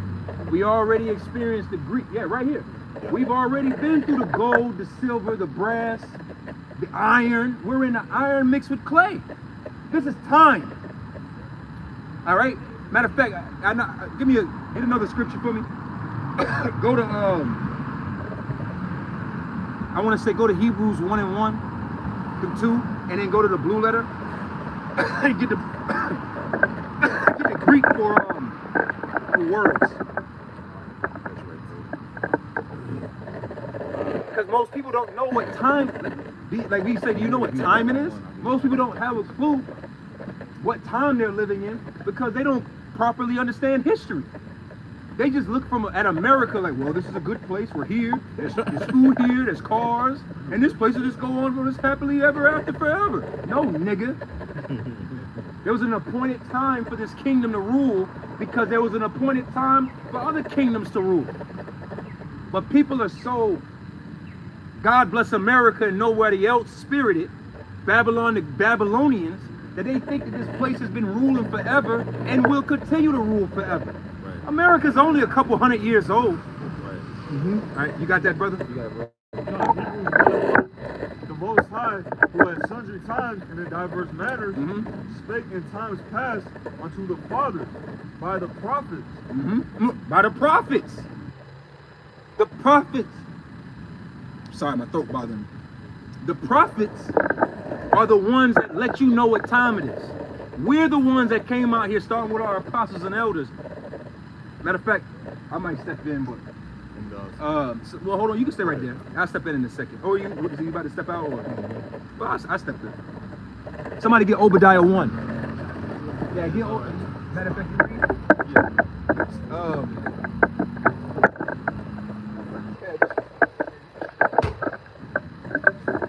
Get Obadiah the 1. Obadiah 1. We're still in where we at? We was reading Hebrews 1. Yeah, and let's go to Obadiah as well. But we'll continue with the reread. What was the first one called? I know we just switched it all up. I got something for you. Yeah, read what you got, and also we're gonna reread what did I call? Hebrews 1. Hebrews 1, and then we're going to go to Obadiah. But read what you got. Second Ezra, since you're talking about time. Second Ezra chapter 6, verse 9. It says, for Esau is the end of the world, and Jacob is the beginning of it that follows. Now, we can't go into the blue letter. That's what I'm trying to prove. Yeah. Go to we're gonna get that. We're gonna get the word there. I bet it's the same word in Hebrews, but at the end of the world there, when you know, there's different words for world. You have cosmos, which is when you go into John 3:16. God so loveth the world that he gave his only begotten son. That there, the word there for world is cosmos. But like I said, if somebody would get the blue letter, if you could get the blue letter of Hebrews 1 and 2 of the word worlds, I'm pretty sure it's eon. Because when you read Daniel, the 7th chapter, that's dealing with eons. That's dealing with times. That's dealing with ages. Well, like I say, with the precept I just read, you think about, like you said, we're watching events, we're watching prophecies and things, the earth happen. That's how we judge the time that we're in, right? Yes. Well, 70, 80 fucking years ago, white man wouldn't allow this to happen. So that goes to show that his power, he's running out of power. Yeah. You know what I'm saying? So his position of being the top dog is coming down. That's why we're going to read Obadiah, which is going to go into what? There was a time where the Lord said he would start bringing him down. Okay? So you was done with yours? Yeah, that was it. Will you read that in Malachi and then get the word for world? I'm sorry. I'm tripping. My faculties is all over the place. Like Hebrews.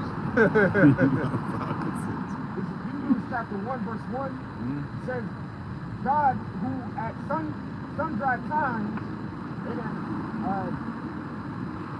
diverse manners spake in the time past unto the fathers by the prophets, verse 2, hath in these last days spoken unto us by his Son, whom he hath appointed heir of all things, by whom also he made the world. The worlds, and what is it? You got the This is the word for world. It says eon, forever, an unbroken age. I think perpetuity of time. Yeah, like the continuation of time, an age. All right. Matter of fact, real quick to prove that, go to Matthew 24 and verse 3 and see what it says there for the what shall be the end of the world. You go to that too. Yes, please. Matthew 24 and 3, and he sat, and as he sat upon the Mount of Olives, the disciples came unto him privately, saying, tell us, when shall these things be? And what shall be the sign of thy coming and of the end of the world? And what shall be the sign of the end of the world? What's the word there for world, please? That's it. The word for world is the same word. Eon. So the scriptures there is saying, what shall, he was asking them, what shall be the end of the age of Esau? Which links up with what? What you just read in 2nd Ezra 6th chapter for Jacob. But Esau is the end of the world, and Jacob is the beginning that followeth, which is the age of, which is basically the age of Jacob. And the age of Jacob is a forever and ever kingdom. It's not. It has no end to it. Okay. But all of these other nations, going back to the sign what the brother was holding up during the time of Daniel, Daniel's vision, they had their eon. They had their age of which they ruled. Were they short ages? Absolutely. They weren't long. Like I think what is it? The Roman Empire might have been the longest of all of them. See the time periods. Yeah, give or take, yeah. All right. Each age, these are ages, rulerships.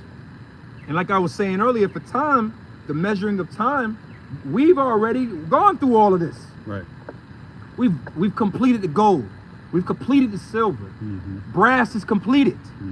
Okay, iron is completed. Now we're in the 10 toes that are iron mixed with clay. That's where we are, which is the EU and NATO, the beast, the fourth beast. Which is Rome again. Which is that womb that was healed, that deadly womb that was healed, which is the Roman Empire, the ancient Roman Empire being resurrected, which we know today as America. All right, or not really America, but you know the whole system of Edomite nations that make up the ancient Roman Empire in today's time. All right, that's how we know time. But if you just a simple bird brain American thinking that, well, you know, 2024 is going to be here in 10 days. 10 days is going to be New Year, New Me. You're a fucking idiot. Yeah. If I can say, Esau uses time to manipulate the people. Yep. You know. Matter of fact, somebody get that in Daniel 7. Get that in Daniel 7 and 25. He uses it to push a lot of haste on the people. Like it's kind of like it's kind of like a taskmaster in itself. Yes. You know. Time is a demon of itself. Especially by these Edomites. Yep. Like what the fuck is there's nowhere in the scriptures a Sunday, Monday, Tuesday, Wednesday, Thursday, Friday, Saturday. It's all pagan. Daylight saving time. There's none of that. Yep. And these days come with demons on them. Right. Think about it. You wake up Monday morning. What? You already in a bad mood. Just because it's Monday. Just because it's Monday. What the hell is a Monday? All right. It's psychological. It's psychological. Yep. A hump day is Wednesday. Yep. Friday is you know, time to get drunk day. That's right. Saturday is going into this what Saturn worship. Oh, yeah. Satan's worship. Satan's day. Friday's Freya. Yeah. Thursday's for Thor. Oh, See? yeah, I know. Wednesday's Woden's day. Yeah. I think or Monday is Odin. Mars. Yeah. Or See? the moon. Yeah. Is it? Either way, it's these days are giving creed to different deities that ain't got nothing to do with us or the scriptures. Okay, you got something? Yeah. With the word world in the etymon, it's a compound phrase. Oh shit. And so it says it's a compound of, and this is from the Old English, a compound of W-E-R, which means man, and then it also says to see virile, like virility, and then A-L-D, which means age. Man age. The world means man age, or comes Because it's a compound word. ages are created by different men in time of history. Yeah, Alexander the Greek, or Alexander the Great, as they know him in history, was what? He brought in that age of Edomite rulership. That's why the scriptures let us know, like we were saying in the book of Maccabees, that what? Alexander the Greek, the son of Philip the Macedonian, overtook that land, and that's what began what? Was it the brass? No.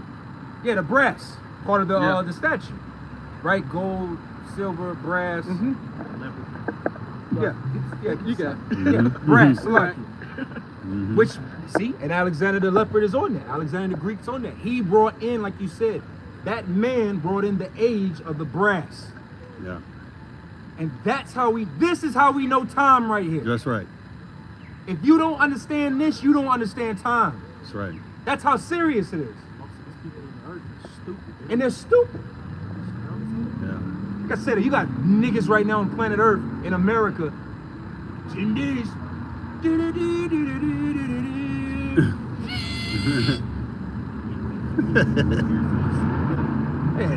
New Year, New Me.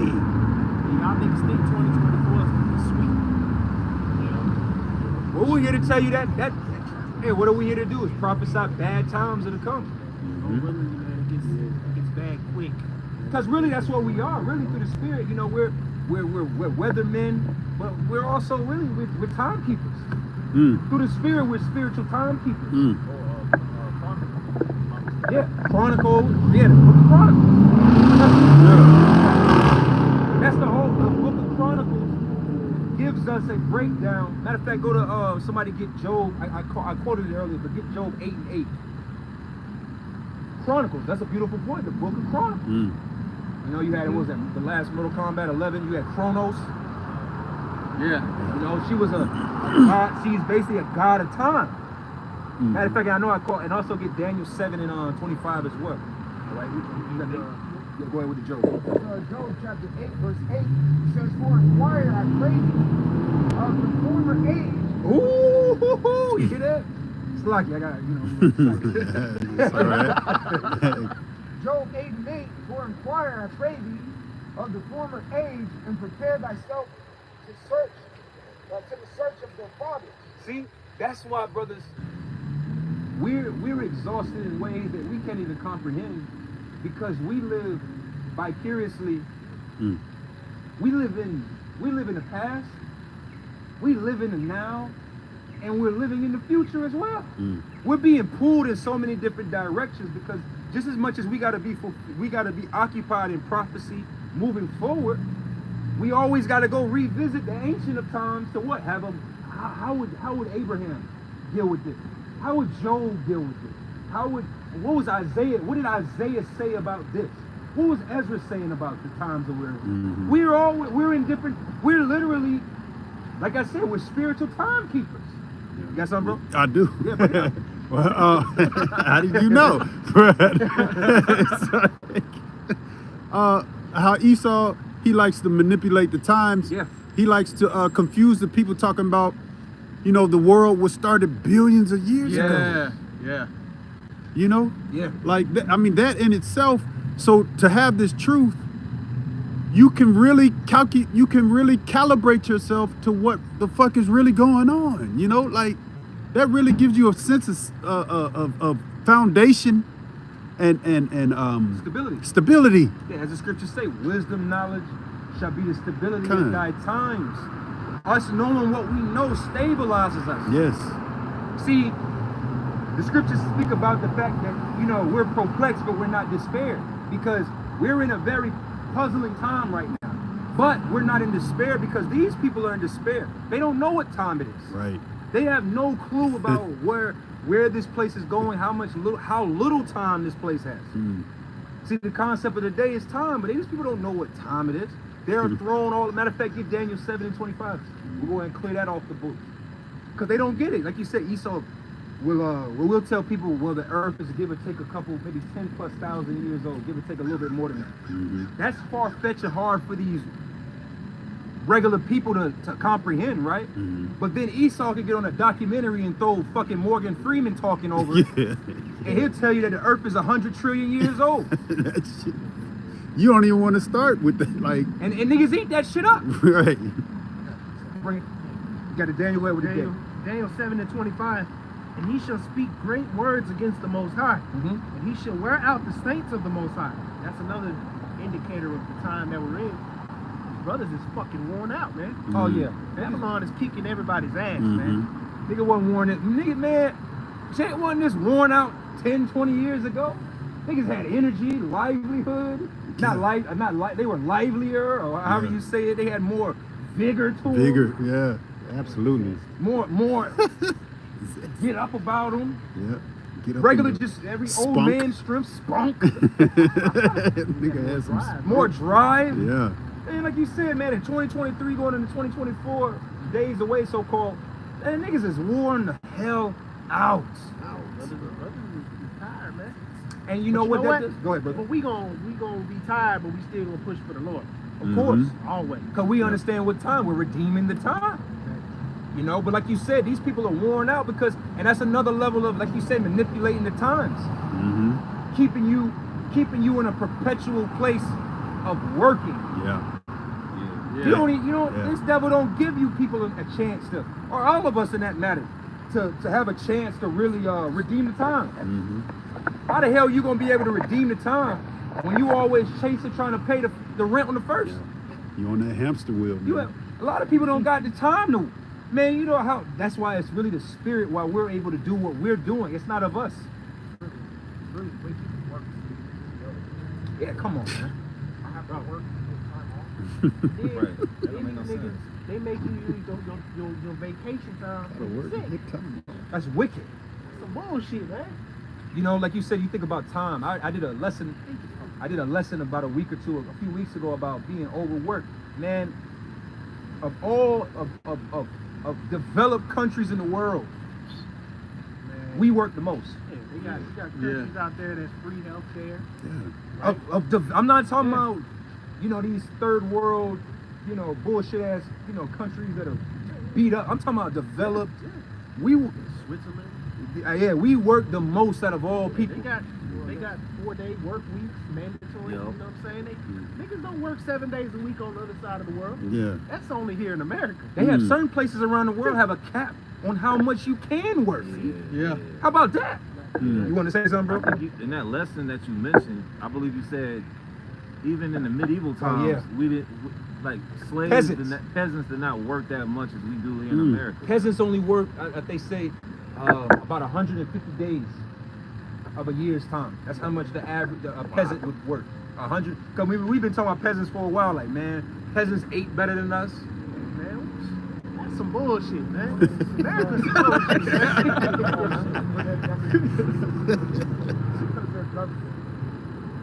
is another indication of how, being American is not a nationality. Because these other governments that are developed, like you're saying, actually care about the people because they're actually British. That's an actual look. Exactly. That's an actual nationality. They're actually Swiss. They're actually Australian. Being American, that's not a true nationality. It's just That's everybody. That's why it talks about it in Ezekiel as a melting pot. Melting pot. Everybody Yeah. from everywhere is here. Nobody to be slaves. To be slaves. So, of course, the government of America is not going to care about its people and whip the whip harder and tighten the chains tight. Yeah. Come on, man. But I have a precept for the Bring it out, bro. for the time. So going into time. Mm-hmm. This is 2nd Ezra chapter 14 and verse 16. It says, For yet greater evils than those which thou hast seen happen shall be done hereafter. Alright? You can break it down. So I'll reread. Verse 16 says, For yet greater evils, so bad times. Evil times. That's what the word evil means. Right in Hebrew. Bad time. We're going into time. So using the word evil is speaking about a period of time as well. So it says, For yet greater evils than those which thou hast seen happen shall be done hereafter. Now it's saying shall be greater evils that you have seen. So you've seen bad times, and greater ones are going to come hereafter. So it's speaking about another time that's to come. All right. Verse 17. It says, For look, because we're talking about world. It says, For look how much the world shall be weaker through age. So it's telling you that bad times are gonna come worse than what you've seen. The bad times or the age that you're in, the evil that you've seen is gonna come hereafter to this world. All right, and it says what shall be weaker through age. We're in a weak eon right now. Yes. I text the brother Tavin Ball today. He has sent pretty much. There's some war games going on in the city right now, and pretty much I think some of America's allies, I forgot who they were, left them high and dry. And one precept in the book of Daniel just came to pass, big time. And I sent him a message back. I was like, it's kind of tough being a warrior in a soft-ass society because we're in a weak eon. We're in a weak fucking time here. Age is irritating.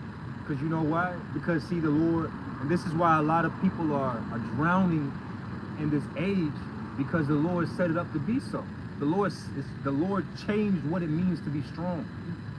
See, if you, like you said about, to answer your point about, if you're, like a lot of Jake and these other camps, they're still trying to be that idea of what an Israelite is from ages ago. I'm big, I'm bad, I'm mad, I'm a a lean fighting machine. And you're gonna lose this war if you think that's what it's all about. This war is spiritual.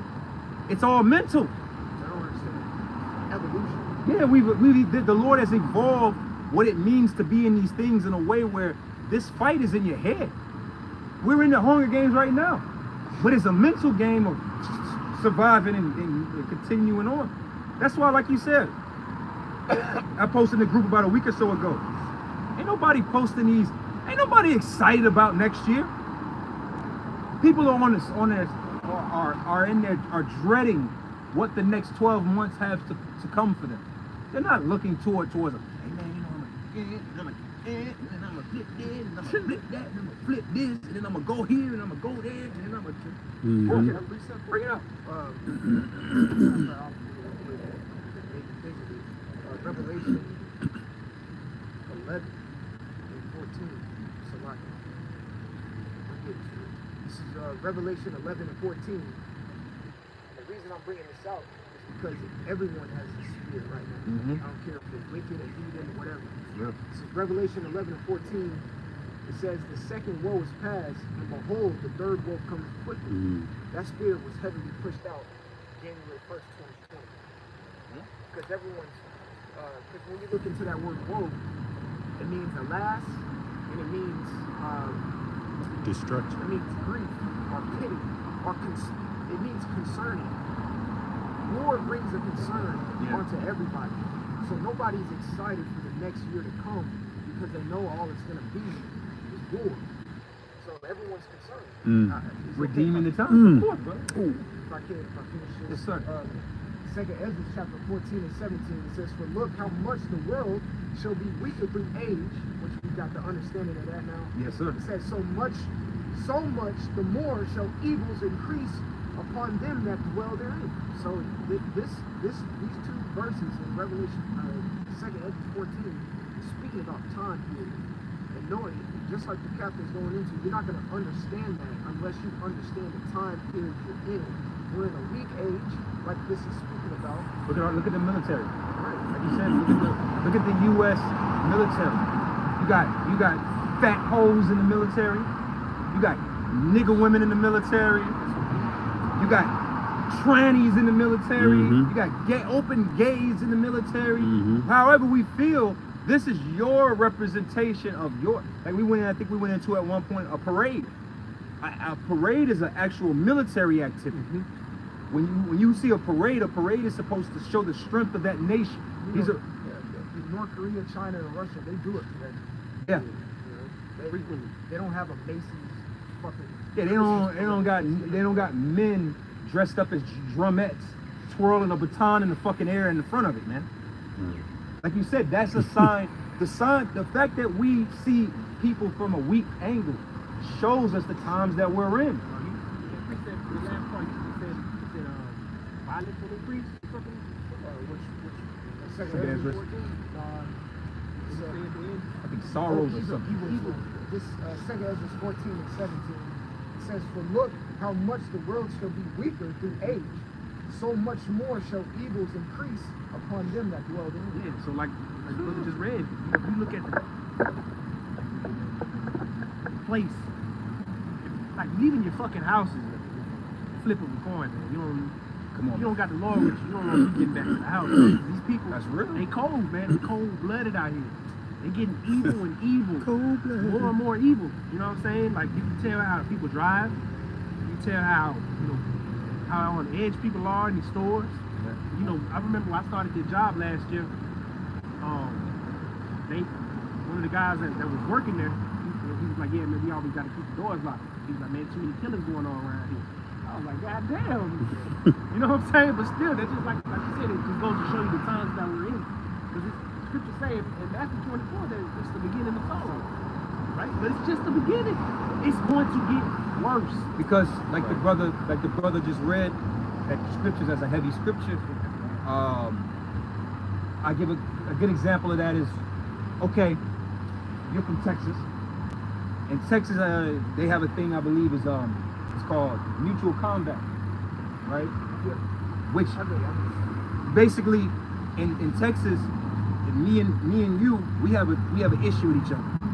We can literally right here, we can agree upon, hey, I agree to mutual combat. Am I correct with that? Where we can agree in the middle of the streets to, hey, I don't like you, I agree, we could fight right here, and you agree, and we could just tussle in the streets, and the police can't arrest you. Because see, acts like that really are ancient world duels. Yeah, That's duels, and that Steps energy is an old world way of handling conflicts. Like I forget, there's different cultures where they meet once a year. I think in Gadite, in different Gadite tribes, they would have once a year, where if you had a dispute with a person, they would meet and they would bang it out, fight each other. But in this world, this world is so weak. Everybody, why is gun violence at an all-time high? Because niggas ain't trying to go the way of tussling or wrestling or fighting or taking an ass whooping. So they run to being extra violent.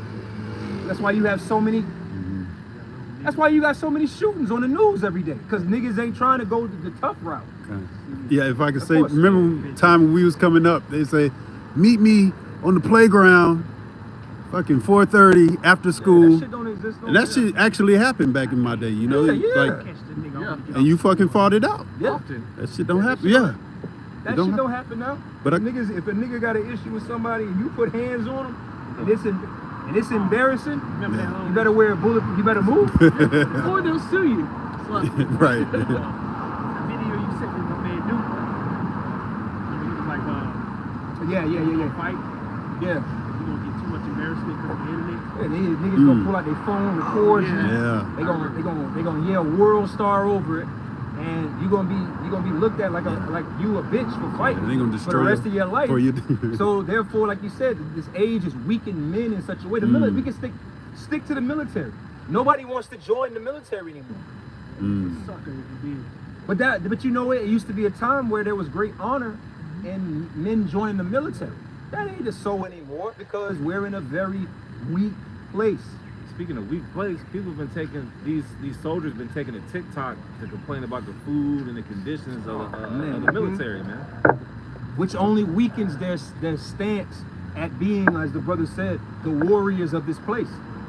So ill times, bad times, evil times are coming to this place behind the weakness of everybody. Of course, yes, please. So this ties it all in together. 2nd Ezra chapter 14 and 18, it says, "For the truth is fled far away, and leasing is hard at hand, for now hasteth division to come, which thou hast seen." So yeah, just truth is the exact opposite of evil.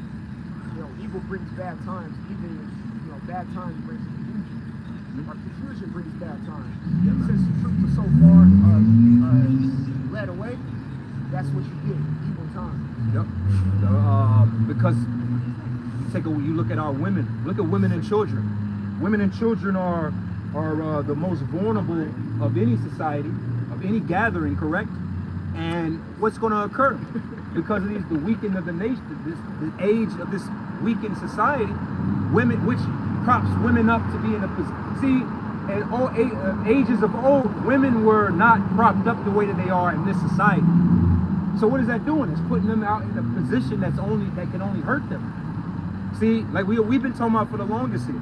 You women are going to learn the hard way why A, you should have a husband, or B, you should have be with a man, and that man should have multiple wives. These are all lines of protection for the women and children that's not there no more. Right. So who's going to be the first one to be effed over when the society really goes to the dark side? Women and children. Of course. What you just said is good. I want to break it down in an economy fashion. So you have man, woman, and child. The woman would be considered the middle class. Okay? So when you look at any society or any economy that crumbles, what's the first thing that crumbles first? If your middle class crumbles, the rest of your economy is fucking through because it's going to be extreme, two extremes. So you got your husband, he's the higher of the upper class. Yes. Who controls the society, have money, income, provides. The oligarchy. The oligarchy. Then you have the woman, which is the middle class, who it's almost like a backbone. Who keeps things. She's a citizen. A citizen, exactly. Who keeps things sturdy, you could say. And then the children, which would be the lower class, who are the leaders. Okay. That's real. Which depends on the middle class doing well and the upper class providing for the middle class. That's real. Yeah. So if you have a shitty ass fucking wife or women in general, yeah. Gone. Society is gonna fall, and that's exactly what we see. The middle class of our women on this sign has fallen. Okay, therefore the Israelite man is in the position that he's in now, because our helpmeet is not being a helpmeet. The only thing she has to do on the earth is be a hoe. Can't do it. Yeah, she helps to keep you down. Yeah. She's helping in the destruction of you. You know, but that's why the scriptures say what? Rise up, ye women that are at ease. Yeah. And you know, the Apostle Tahar gave us a better understanding of that, speaking of Babylon the Great as that woman that is at ease. But the energy of which Babylon the Great, that harlot, has pushed, the mother of harlots, has pushed on all women, is to be in a position of ease. Yeah. This time we're in is not a time of ease at all. That's why, like you said, these economical positions that the Lord created for all of us to be in for protection, our people run from. So when this place really crumbles and the bad times come, the first that's going to be hurt is the women and children. They're going to crumble quick and hard, man. You got a lot of these complexes and buildings and neighborhoods that are majority women and children. They're going to get ran through. A couple men. That's gonna be the easiest thing in that day. Somebody to kick that door and knock that woman over. And her children. But yeah, but it'd be a different story if it was what? Let's just say it was you, your wife, a couple wives. That's a lot of eyes and ears. It'd be harder to infiltrate your matter of fact, somebody, I looked this up the other day, get the etymology of family. Because like what you just said was really heavy, because really women are servants unto our family. That's the economic order of which the Lord, for their own protection. You join a man, which is his family, and you serve the purpose of his family. But what this weak age has done is told women that they're strong. Your strength as a woman comes from you actually being vulnerable and weak to your man. Our strength comes from where? The scriptures say what? Though thou art weak, thou art strong, Yahushua. Our weakness, even though we are weak, our strength comes from what? Leaning on Yahweh Bashem Yahushua. It's pretty simple. Yeah, precept for you. You got it? Go ahead. And then get that word family as well. Yeah, go ahead, brother. Matthew 12 and 29. Or else how can one enter into a strong man's house and spoil his goods, except he first bind the strong man, and then he will spoil his house. And that's going into that, the weakening of the nations. Esau has weakened our people in such a way that, like the scriptures that you just read, the strong man is bound up. Because like the saying goes, if you clip the head, the body will fall. The head of the household is what? The man. So the men of our nation are supposed to be heading something. The men of our nation aren't heading shit. They're like you said, they're supposed to be a high class citizen of your nation, but they've turned in their card of regalness, right, to be basically lower class citizens. Like the scriptures say, our men we're beneath the children. Yeah. They use the woman to bind the strong man. You know, like all these men are chasing after the woman. Yes, that's it. That's how we know what time we're in. Because this wasn't occurring to the extent that it's occurring today in the Greco-Roman Empire, in the Medo-Persian Empire. Hell, when you read about the Medo-Persian Empire, that's where you get the story of Esther, where you get the account of, what was it, Vista? Where the wife of the king, of Xerxes' wife, basically talking shit, and his counselors or whatever, men around him told him like, man, you gotta handle this, man. Fucking up the rest of our bitches. And your wife gonna corrupt our wives, and then our nation gonna get corrupted. How much more today? You thought you were gonna have something, Esau? These women are corrupted, man. Matter of fact, if somebody hold Amos 7 and 17, but you got the word family, whoever got it, just go into it. This is the word family. Now, this is early 15th century. Servants of a household, family servants, domestics collectively, servants of in a household, members of a household, the estate, property. Yeah, because who is, the scriptures say what? When you get thee a wife, you get thee a possession. A wife, like Apostle Tahar had to go into earlier in the week, basically a woman's purpose. A woman's purpose is to be your property. That's your property. If you offended in that, you are part of the reason why Esau is actually going to be able to bulldoze and say it again, and penetrate our nation so easily. Violate.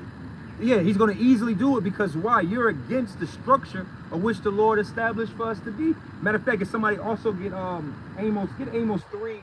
I know I said Amos 7 and 17, but go to Amos 3 and 1. Because to be a part of a family, we're part of the Lord's family. And what are we as Israelites? Servants.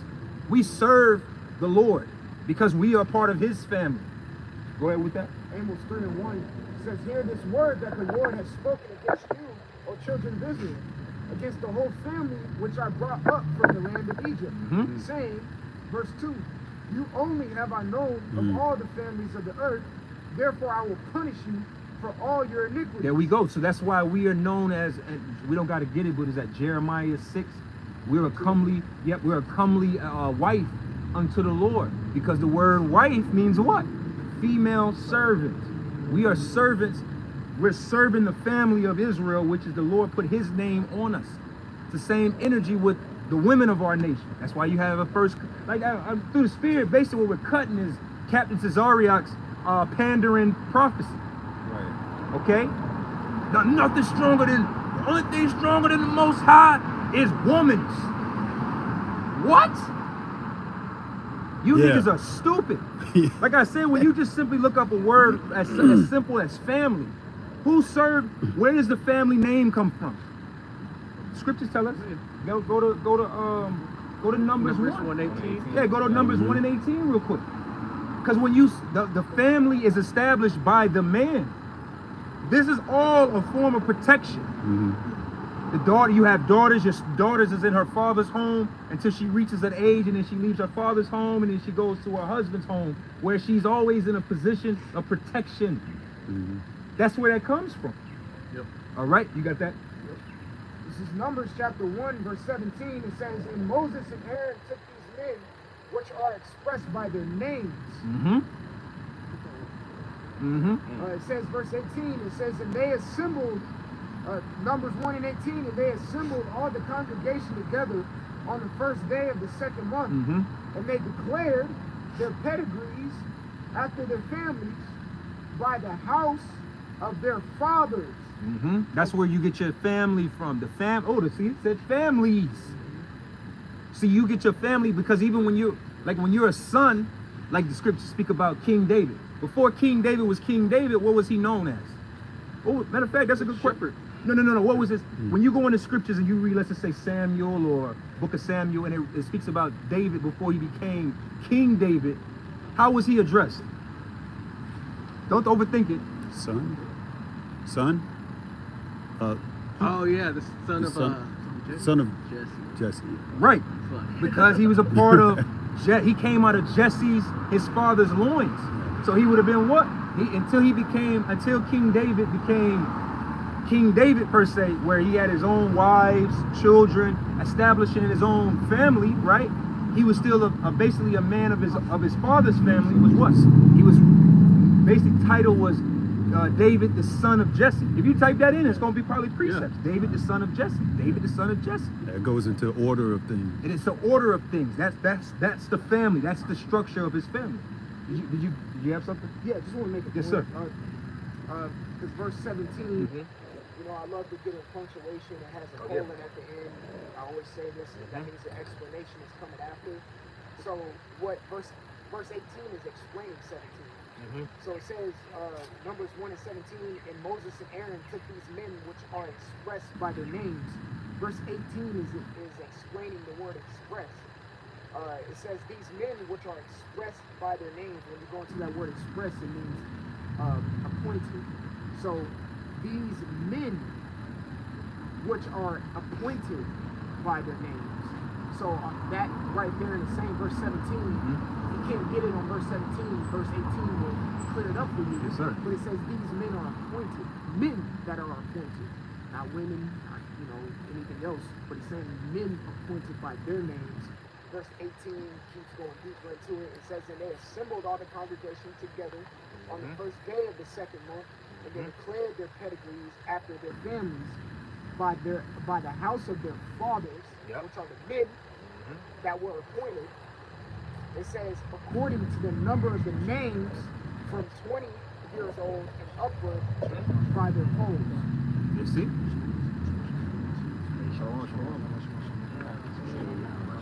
Shalom, brother.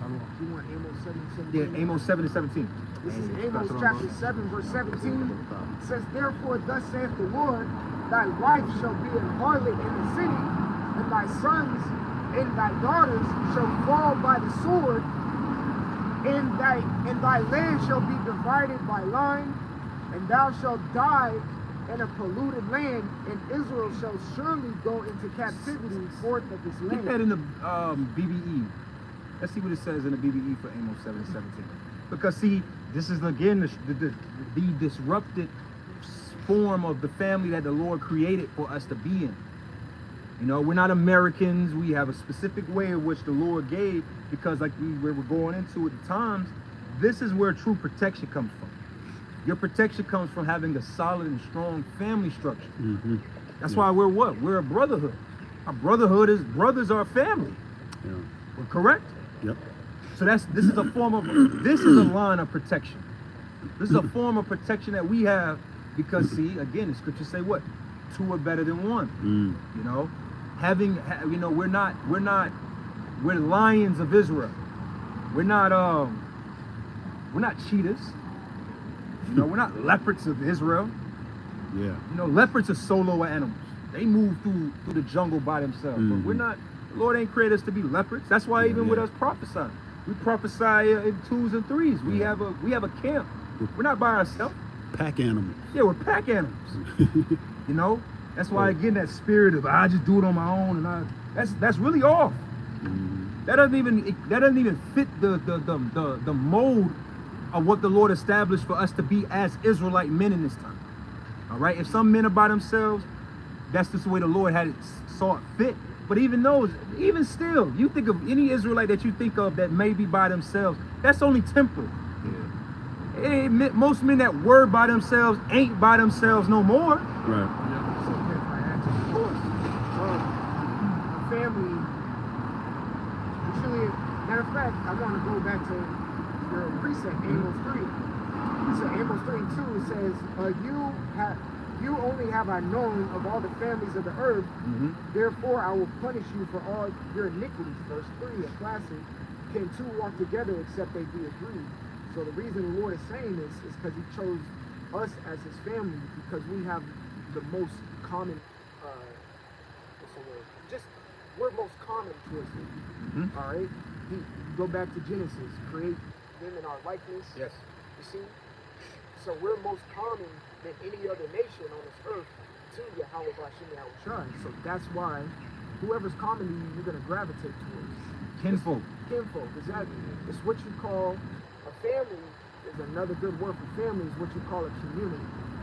A community means pretty much a group of common people. Yeah. Okay. Because what is it? You can say what a family turns into a clan. Yeah. A clan Turns into a tribe. turns into a tribe, and then a tribe turns into a nation. When you get that other saying, it takes a village to raise a child. Child. Yeah. Because you need everyone is in a community and one common, whatever. Mindset. An umbrella. Yeah. We're under the same umbrella. So that's why he chose us as a family. You could read Amos, that's a good precept. Sirach, the 24th chapter is another good precept of what family he chose, or chapter that he chose, because we have a commonality to the Heavenly Father. Yep. So that makes us a family. Yeah. We're descendants of Abraham, Isaac, and Jacob. All right. What did I Amos 7 to 17 in the BBE version. So this is what the Lord has said. Your wife will be a loose woman in the town. And your sons and daughters will Straight be put to to it. the sword. Yeah, it said your wife should be a loose. That's what Rahab's name means. When you go into the book of Joshua, I think. Yeah. Is that how you say her name? Rahab or Rahab, Rahab? yeah. When you go into her name in the Hebrew, it means loose, because that's what she was. So that's going to be our women. It said the scriptures say we shall be betrothed to a woman, and another man shall lie with her. Yep, the curses. See, that's even spiritual, just like what the brother was saying. Esau has penetrated the woman that we're with right now. Yeah. Regardless if it wasn't physical, it even penetrated the mind, which That's is still worse. a form of adultery. Yeah, what did Kanye say a while ago? He's like, he said, Instagram got your bitch. Really, Esau got your Esau got your woman's mind. Yeah. I did a Jody quick, got your girl. I like to do those quick hit lessons, 1, 2, 3 minute lessons. on updates going around the world, and you know that Czech Republic shooting. Yeah, man. Where Yeah, the shooting happened in University. at a university, but guess what department? I know. The philosophy department, because that's a fucking wine that people are drinking Yeah. that then penetrated their mind. Ironic, right? Ironic as hell. You're right. See?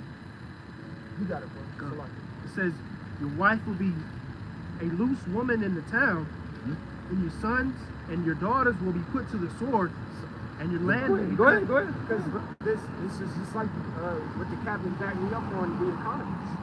Your woman should be a loose, and your children shall be what again? Put to the sword. Put to the sword. You're the middle class is following. Yeah, your assets are really liabilities. Right. Because a woman, as the scriptures say, a woman, if you get you a wife, you get the possession. That's supposed to be an asset. She brings forth your children, which should then be another form of an asset. You have daughters. Your daughters are supposed to bring connections with other families, and you're supposed to get dowries and so on and so forth. If you have Affinity with other families. Yep, that's an asset. That's unities, unifying families. Okay, you have sons. You bring about a miniature you that can continue your works and work with you and take it further. It went from being one of you to you having 8 sons. Those are supposed to be assets. So, like you said, we're going back to the original point. Esau destroying these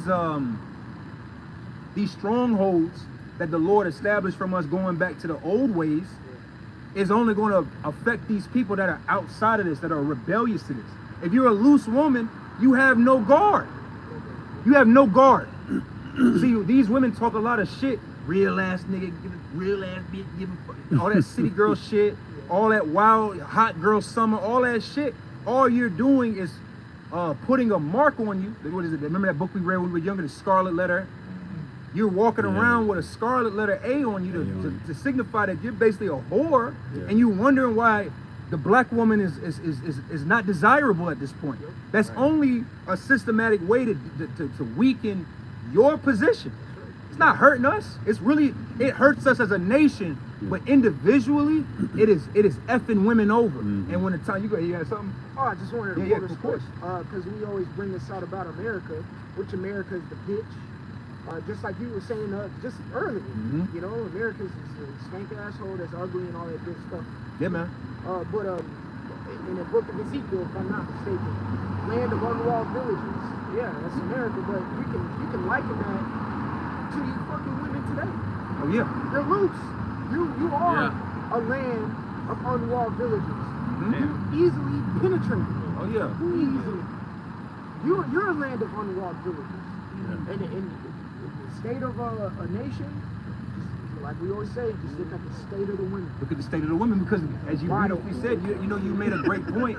Like you said, women are really the you could say is the middle class citizens of our society. So like you said, they kind of are a thermometer or a gauge of how good or how off the nation is. Like Apostle Paul was saying recently, that when a nation's men don't want to deal with them, that's how you know a nation is losing. And we see that with Esau. His women hate him. He has no order and structure over his women. His women they're a bunch of theys and thems. They're a bunch of trans lizards. You know that they're the black woman is bad, but the so-called white woman as well, she's bugged the fuck out too. Oh yeah. Which is another point to show you how the Lord is touching Esau's family. Esau's family was never really that strong to begin with, but them curses is on his ass, and you see it. His son hates him. His father hates the children. His daughter's a big whore and a slut out here. The daughter is with the so-called black man. The daughter's with the black man.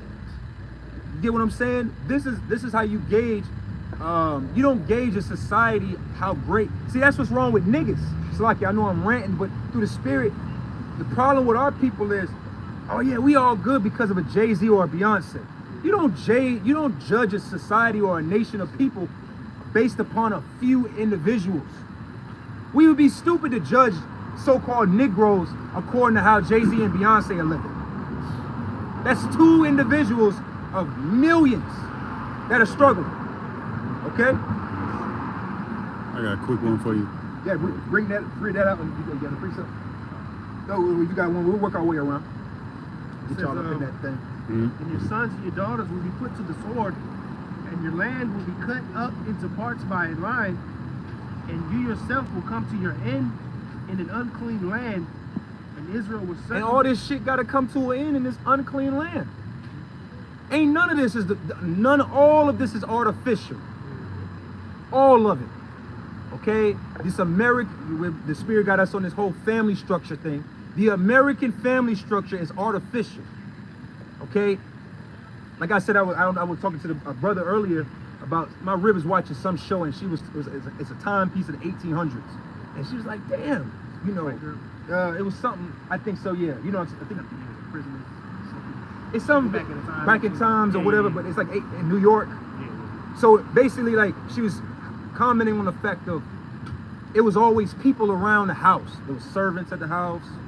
You know, when you read about the ancient world. You got handmaids, you got male servants, female servants, you had all of these different elements.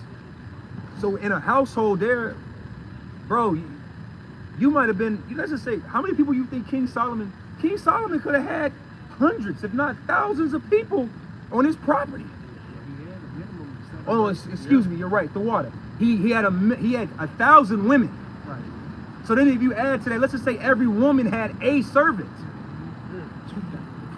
You already got 2,000 people on a property. That's why when the scriptures speak about his provisions daily, they were so high because he had to feed all of that. There were no alone time. Fast forward 200 years or later, 300 years into the future, 2023, 2024, these women are lonely as shit, man. So they went from a family structure of being, man, we went from a husband,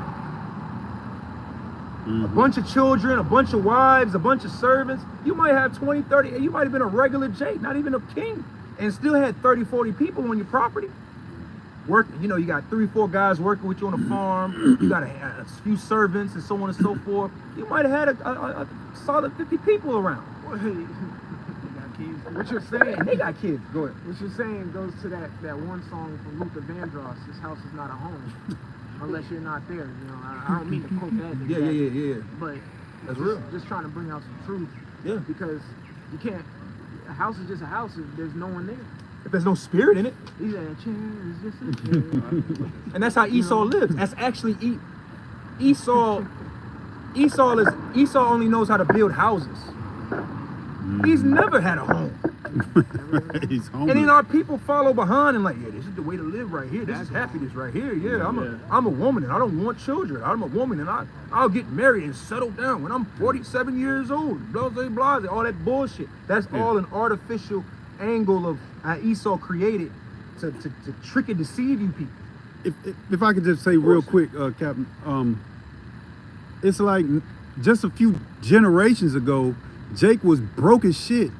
Like just the man was working, but he was fruitful as hell. He had like 10, 15 children, 20 damn children. Movie Fences. Fences, right. But these women don't see that a family is a fruitful thing. You know? You know, I said to my rib a while back, Jake, let's just say a man in this American society, a man and a woman get married, it's a good marriage. The man and the woman gets old, right? They get of age. Let's just say they're in their 70s and 80s, right? That man, let's just say he starts to lose his health. This happens, right? Yeah. I was saying to my rib, I was like, see, a lot of women don't consider, you just want monogamy because it makes your pride feel good. But then when your husband gets of age, he's older and he's sick, wouldn't you want some help around this motherfucker with him? Wouldn't it be nicer if you had a few helping hands to deal with the situation at hand? Well, that's First Kings. This is when King David was diminishing. Who they bring in? They brought, I think she was an Issacharite. You look into it. To bring him heat. To bring him heat. But that was someone that was a help. You know. That was part of the structure. Some extra hands. He already had what, 18 wives, if I'm not mistaken. I think so, yeah. I think he had 12 wives and 18 sons. I'd have to go back. Don't quote me. But this is how the Lord had it set up. This is artificial, man. A girl. What the fuck is a girlfriend? a temporary hoe? roommate. That's, What my it is. boyfriend. It's a That temporary ain't, roommate. it ain't scriptural, and it's not even logical. All of these gray areas, all of these confusing points that leave you in a place of madness. You know, a man gotta be, man gotta be a fucking swan. You know, one mate for the whole goddamn life. Yeah, man. A girlfriend, that goes extreme. That goes against what Yahweh Shai says. Yes. A man will, a friend is someone who will lay down their life. These bitches ain't gonna lay down their life for you. Hell. And fuck these goddamn women. Fuck 'em. Your wife ain't gonna lay down her life for you. She ain't gonna do shit. They can barely cook a fucking scrambled egg for you without having a goddamn attitude. You see? They don't give a fuck. But these men, they'll lay down your life. So that's a friend. There ain't no such thing as a Oh, girlfriend. get that, where's that at in Luke? Who is my family? Yeah, get that.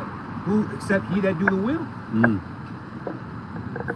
Because see, like you said, the Lord told us, like you read in Ezra, that the Lord would weaken the age. We would see how the time that we're in according to how weak all of these things. Everything is a weakness. Having a woman is not it doesn't add to you. You know, like you said, don't get me wrong. It adds stress.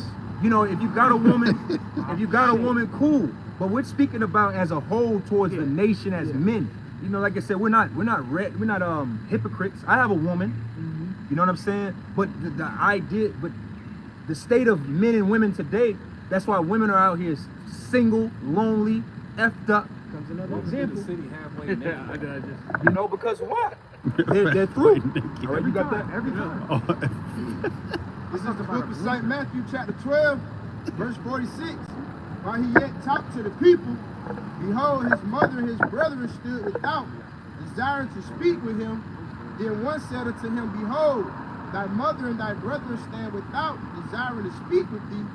But he answered, Yahushua, and said unto him that told him, Who is my mother and who are my brethren? And he stretched forth his hands towards his disciples and said, Behold, meaning look, my mother and my brethren. For whosoever shall do the will of my Father which is in heaven, the same is my brother and sister and mother. See, that's the true family. That's what the Lord is establishing here. That's why, again, you know, when we read Amos, the 3rd chapter, if you're not serving the will of Yahweh B'Shem Yahushai, if you're not serving the Father's family, if you're not serving our true family, which is Israel, how do we serve it? How do we be servants of Israel? By prophesying, by doing the work, by being a steward unto Yahweh B'Shem Yahushai, then you're serving something else. And as you read in Amos 3:3, how can two walk together unless they be agreed? Because in this family, we have a certain duty, we have a spirit we got to follow. That's where our order and our protection and everything. See the black woman, right? Like you just said, you brothers just saw, this black woman will go on the internet. The black woman is the most unprotected person on planet Earth. They love to throw that shit out there, right? Literally, that's like the black woman loves to say that they are so unprotected. You know why you're unprotected, black woman? Because you are outside of the true structure that the Lord established for you to have fucking protection.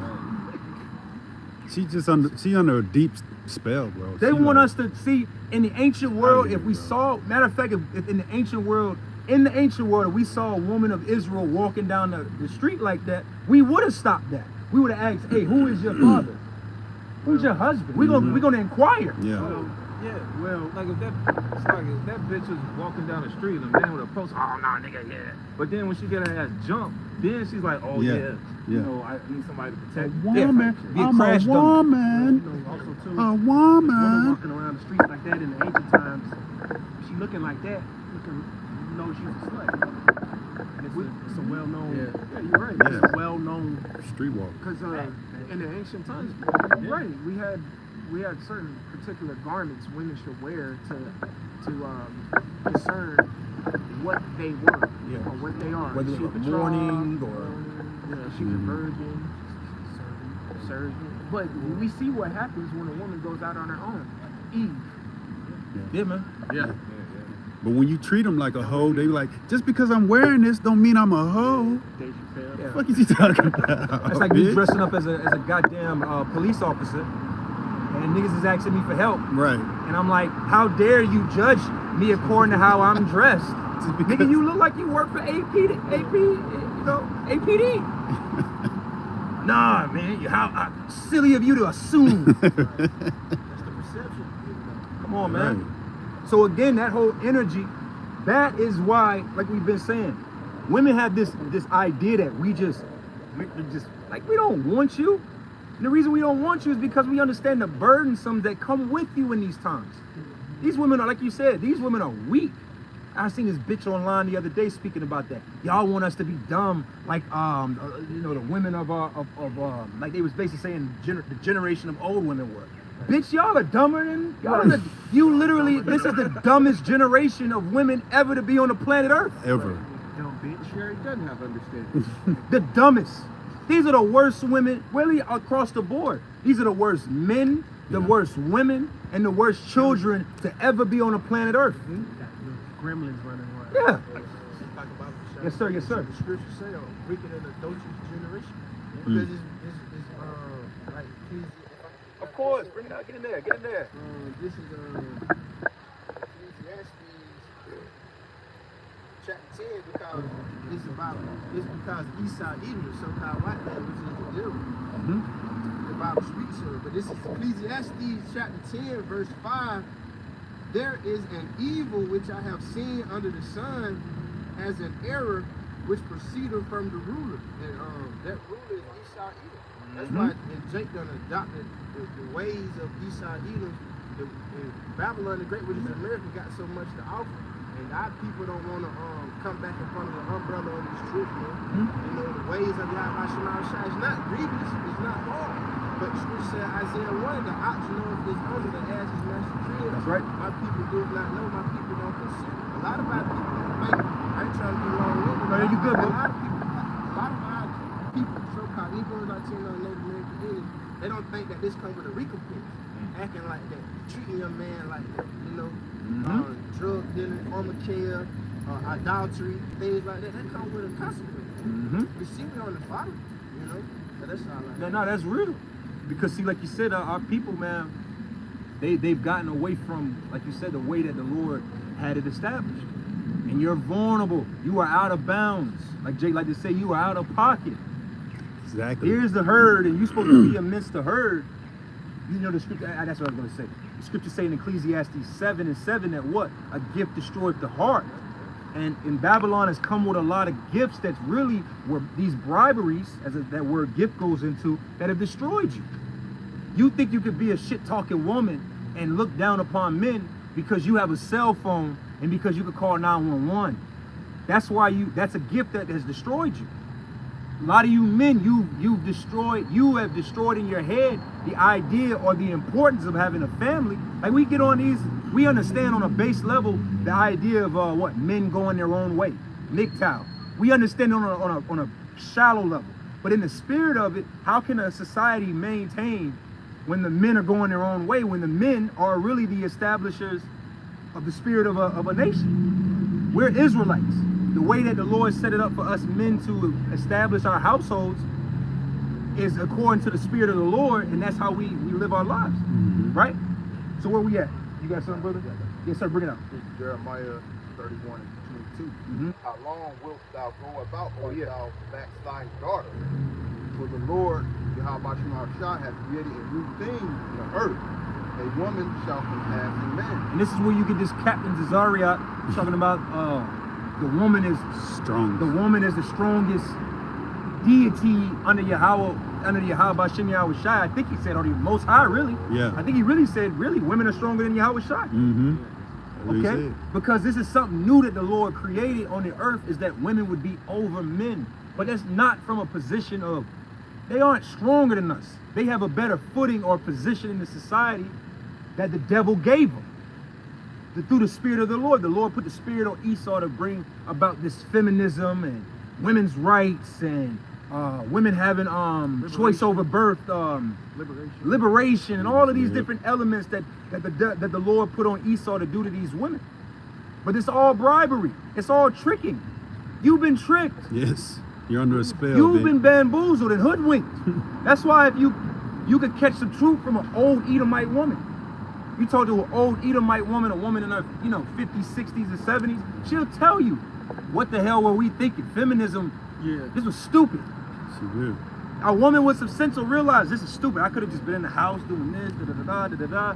That's where your strength comes from. But women think they strong because they got a cell phone and they can call 911, or they can put their name on a fucking apartment lease, or they got a car, they got a what do they call them? What they call them? The Hondas, the Altimas, Heltimas. They got a Hellcat Altima.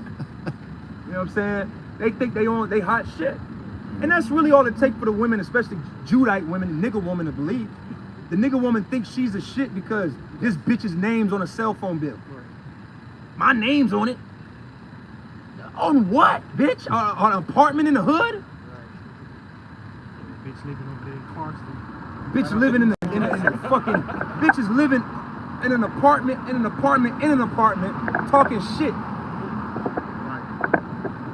But you think you hot shit and you got it going on. That's why, again, all of you niggas that's out of order. We were talking about you nigga children last week. You little badass kids that don't want to listen to your unthankful parents, don't want to listen to your mother, your father. You gonna get caught out there, and your ass is gonna get Swiss cheesed. The Lord got special judgments for all of you niggas that are out of order. All of them. All right, you got any more to that?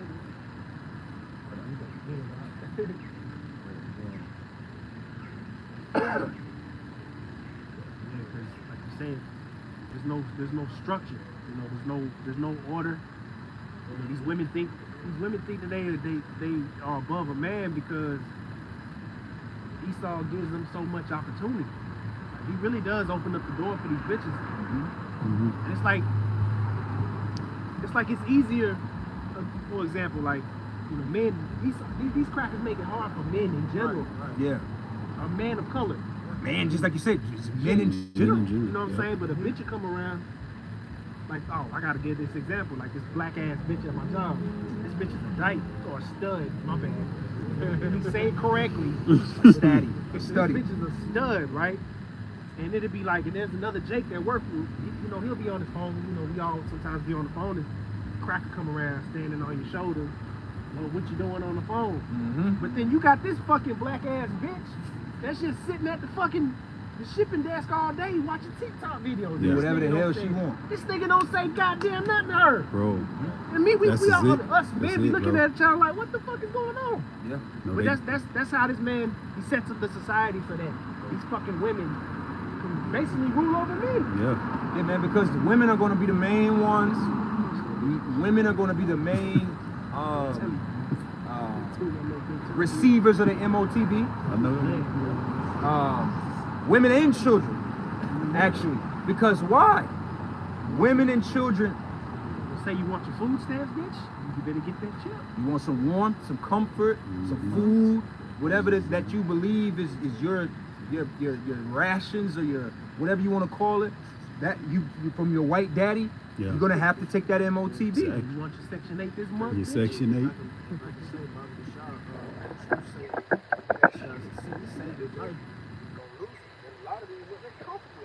That's why the scriptures really, the majority, not the elect women, the sincere women, but majority of you women, you hate the truth. You hate the Lord, you hate the man, you hate yourself. Then the scriptures say about the order in Corinthians. I was gonna somebody get that. I would actually hold Yeah, bring it out. Yeah, but finish your point and get that. Yeah. Because just laying back off the brother point, oppression make up a wise man mad. We see that we can't buck up against our supervisor. I be saying a lot of mine on my job, like, man, it's like shit, right? Oh, yeah. You gotta go home to deal with more hell.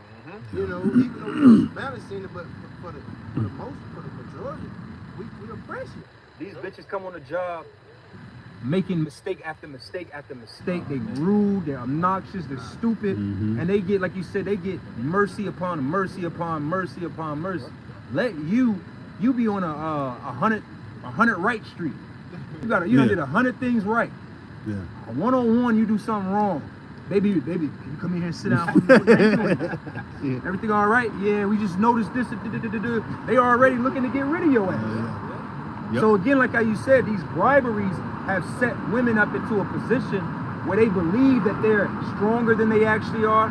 They believe they're smarter than they actually are. They believe they're more wittier, more wiser. They believe they have all the answers when they don't got shit, man. Mm-hmm. They wicked as fuck too. If I can say, Of course.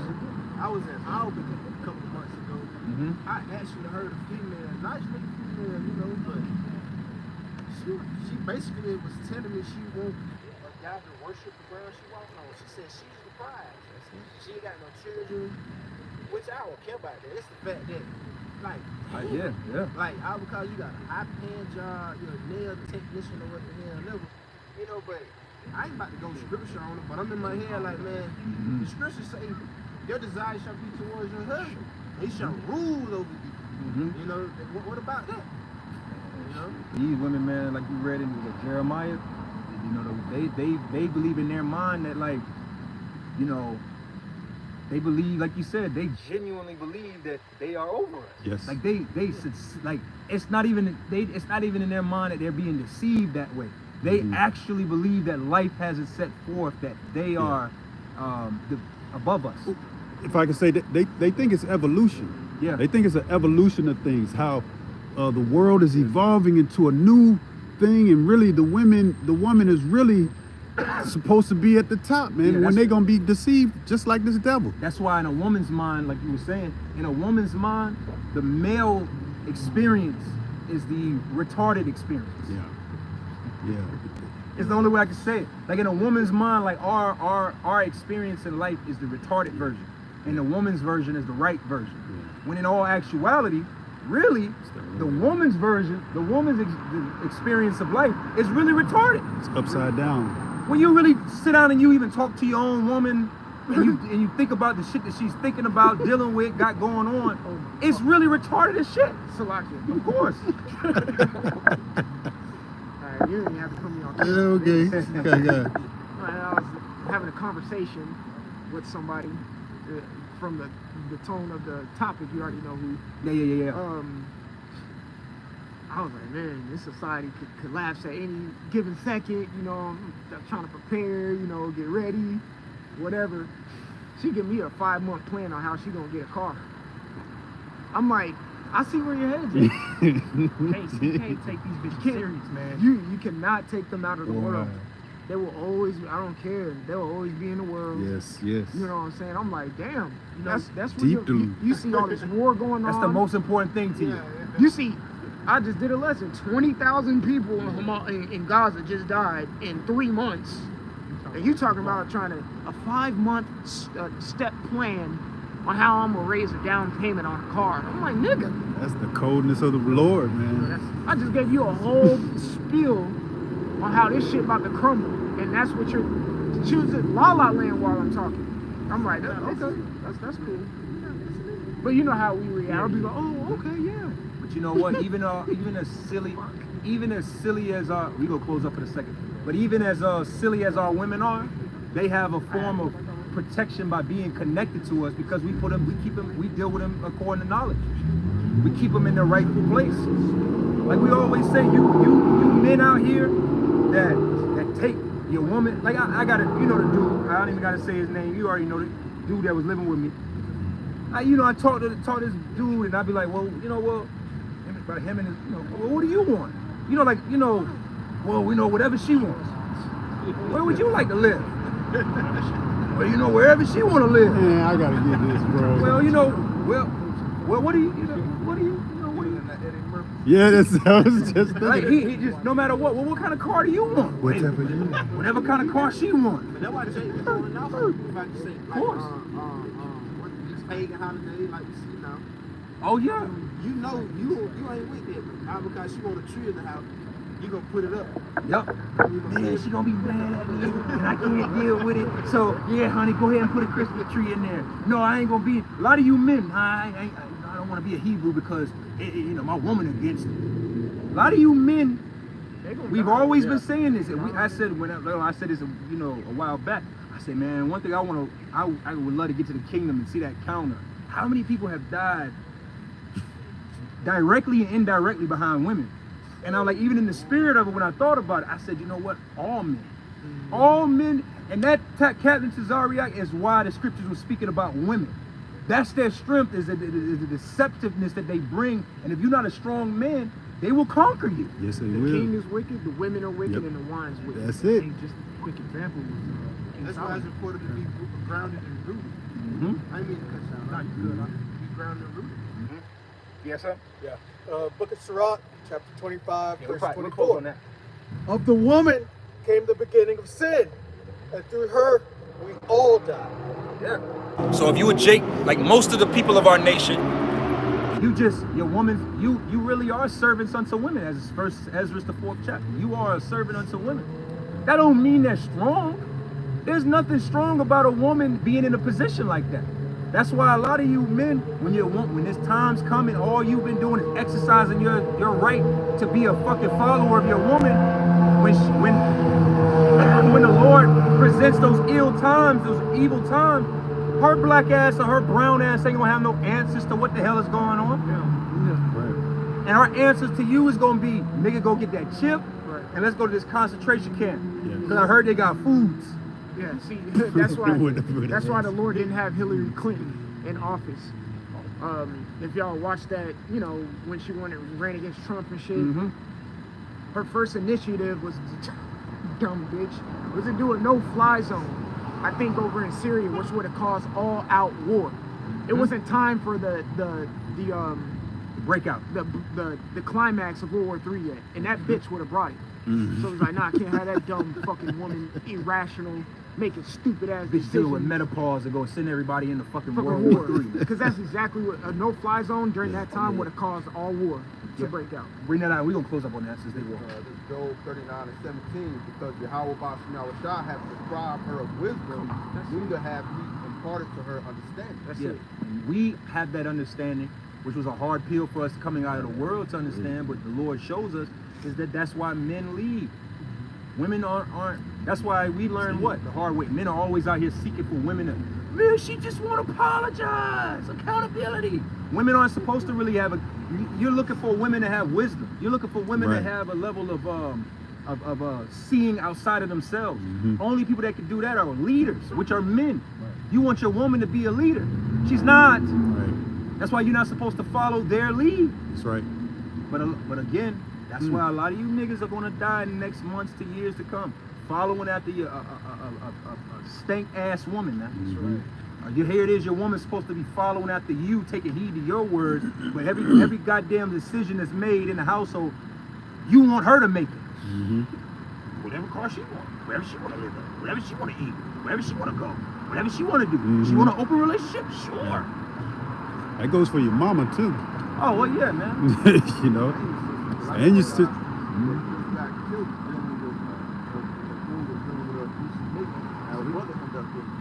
A lot of you men, you be tough on other women that are on your level or your playing field, but then you're simps to your mothers and your daughters. A lot of you men are simps to your daughters. Daddy's girls. Every time your daughter wants something, well, I guess I better go get Dr. McStuffins.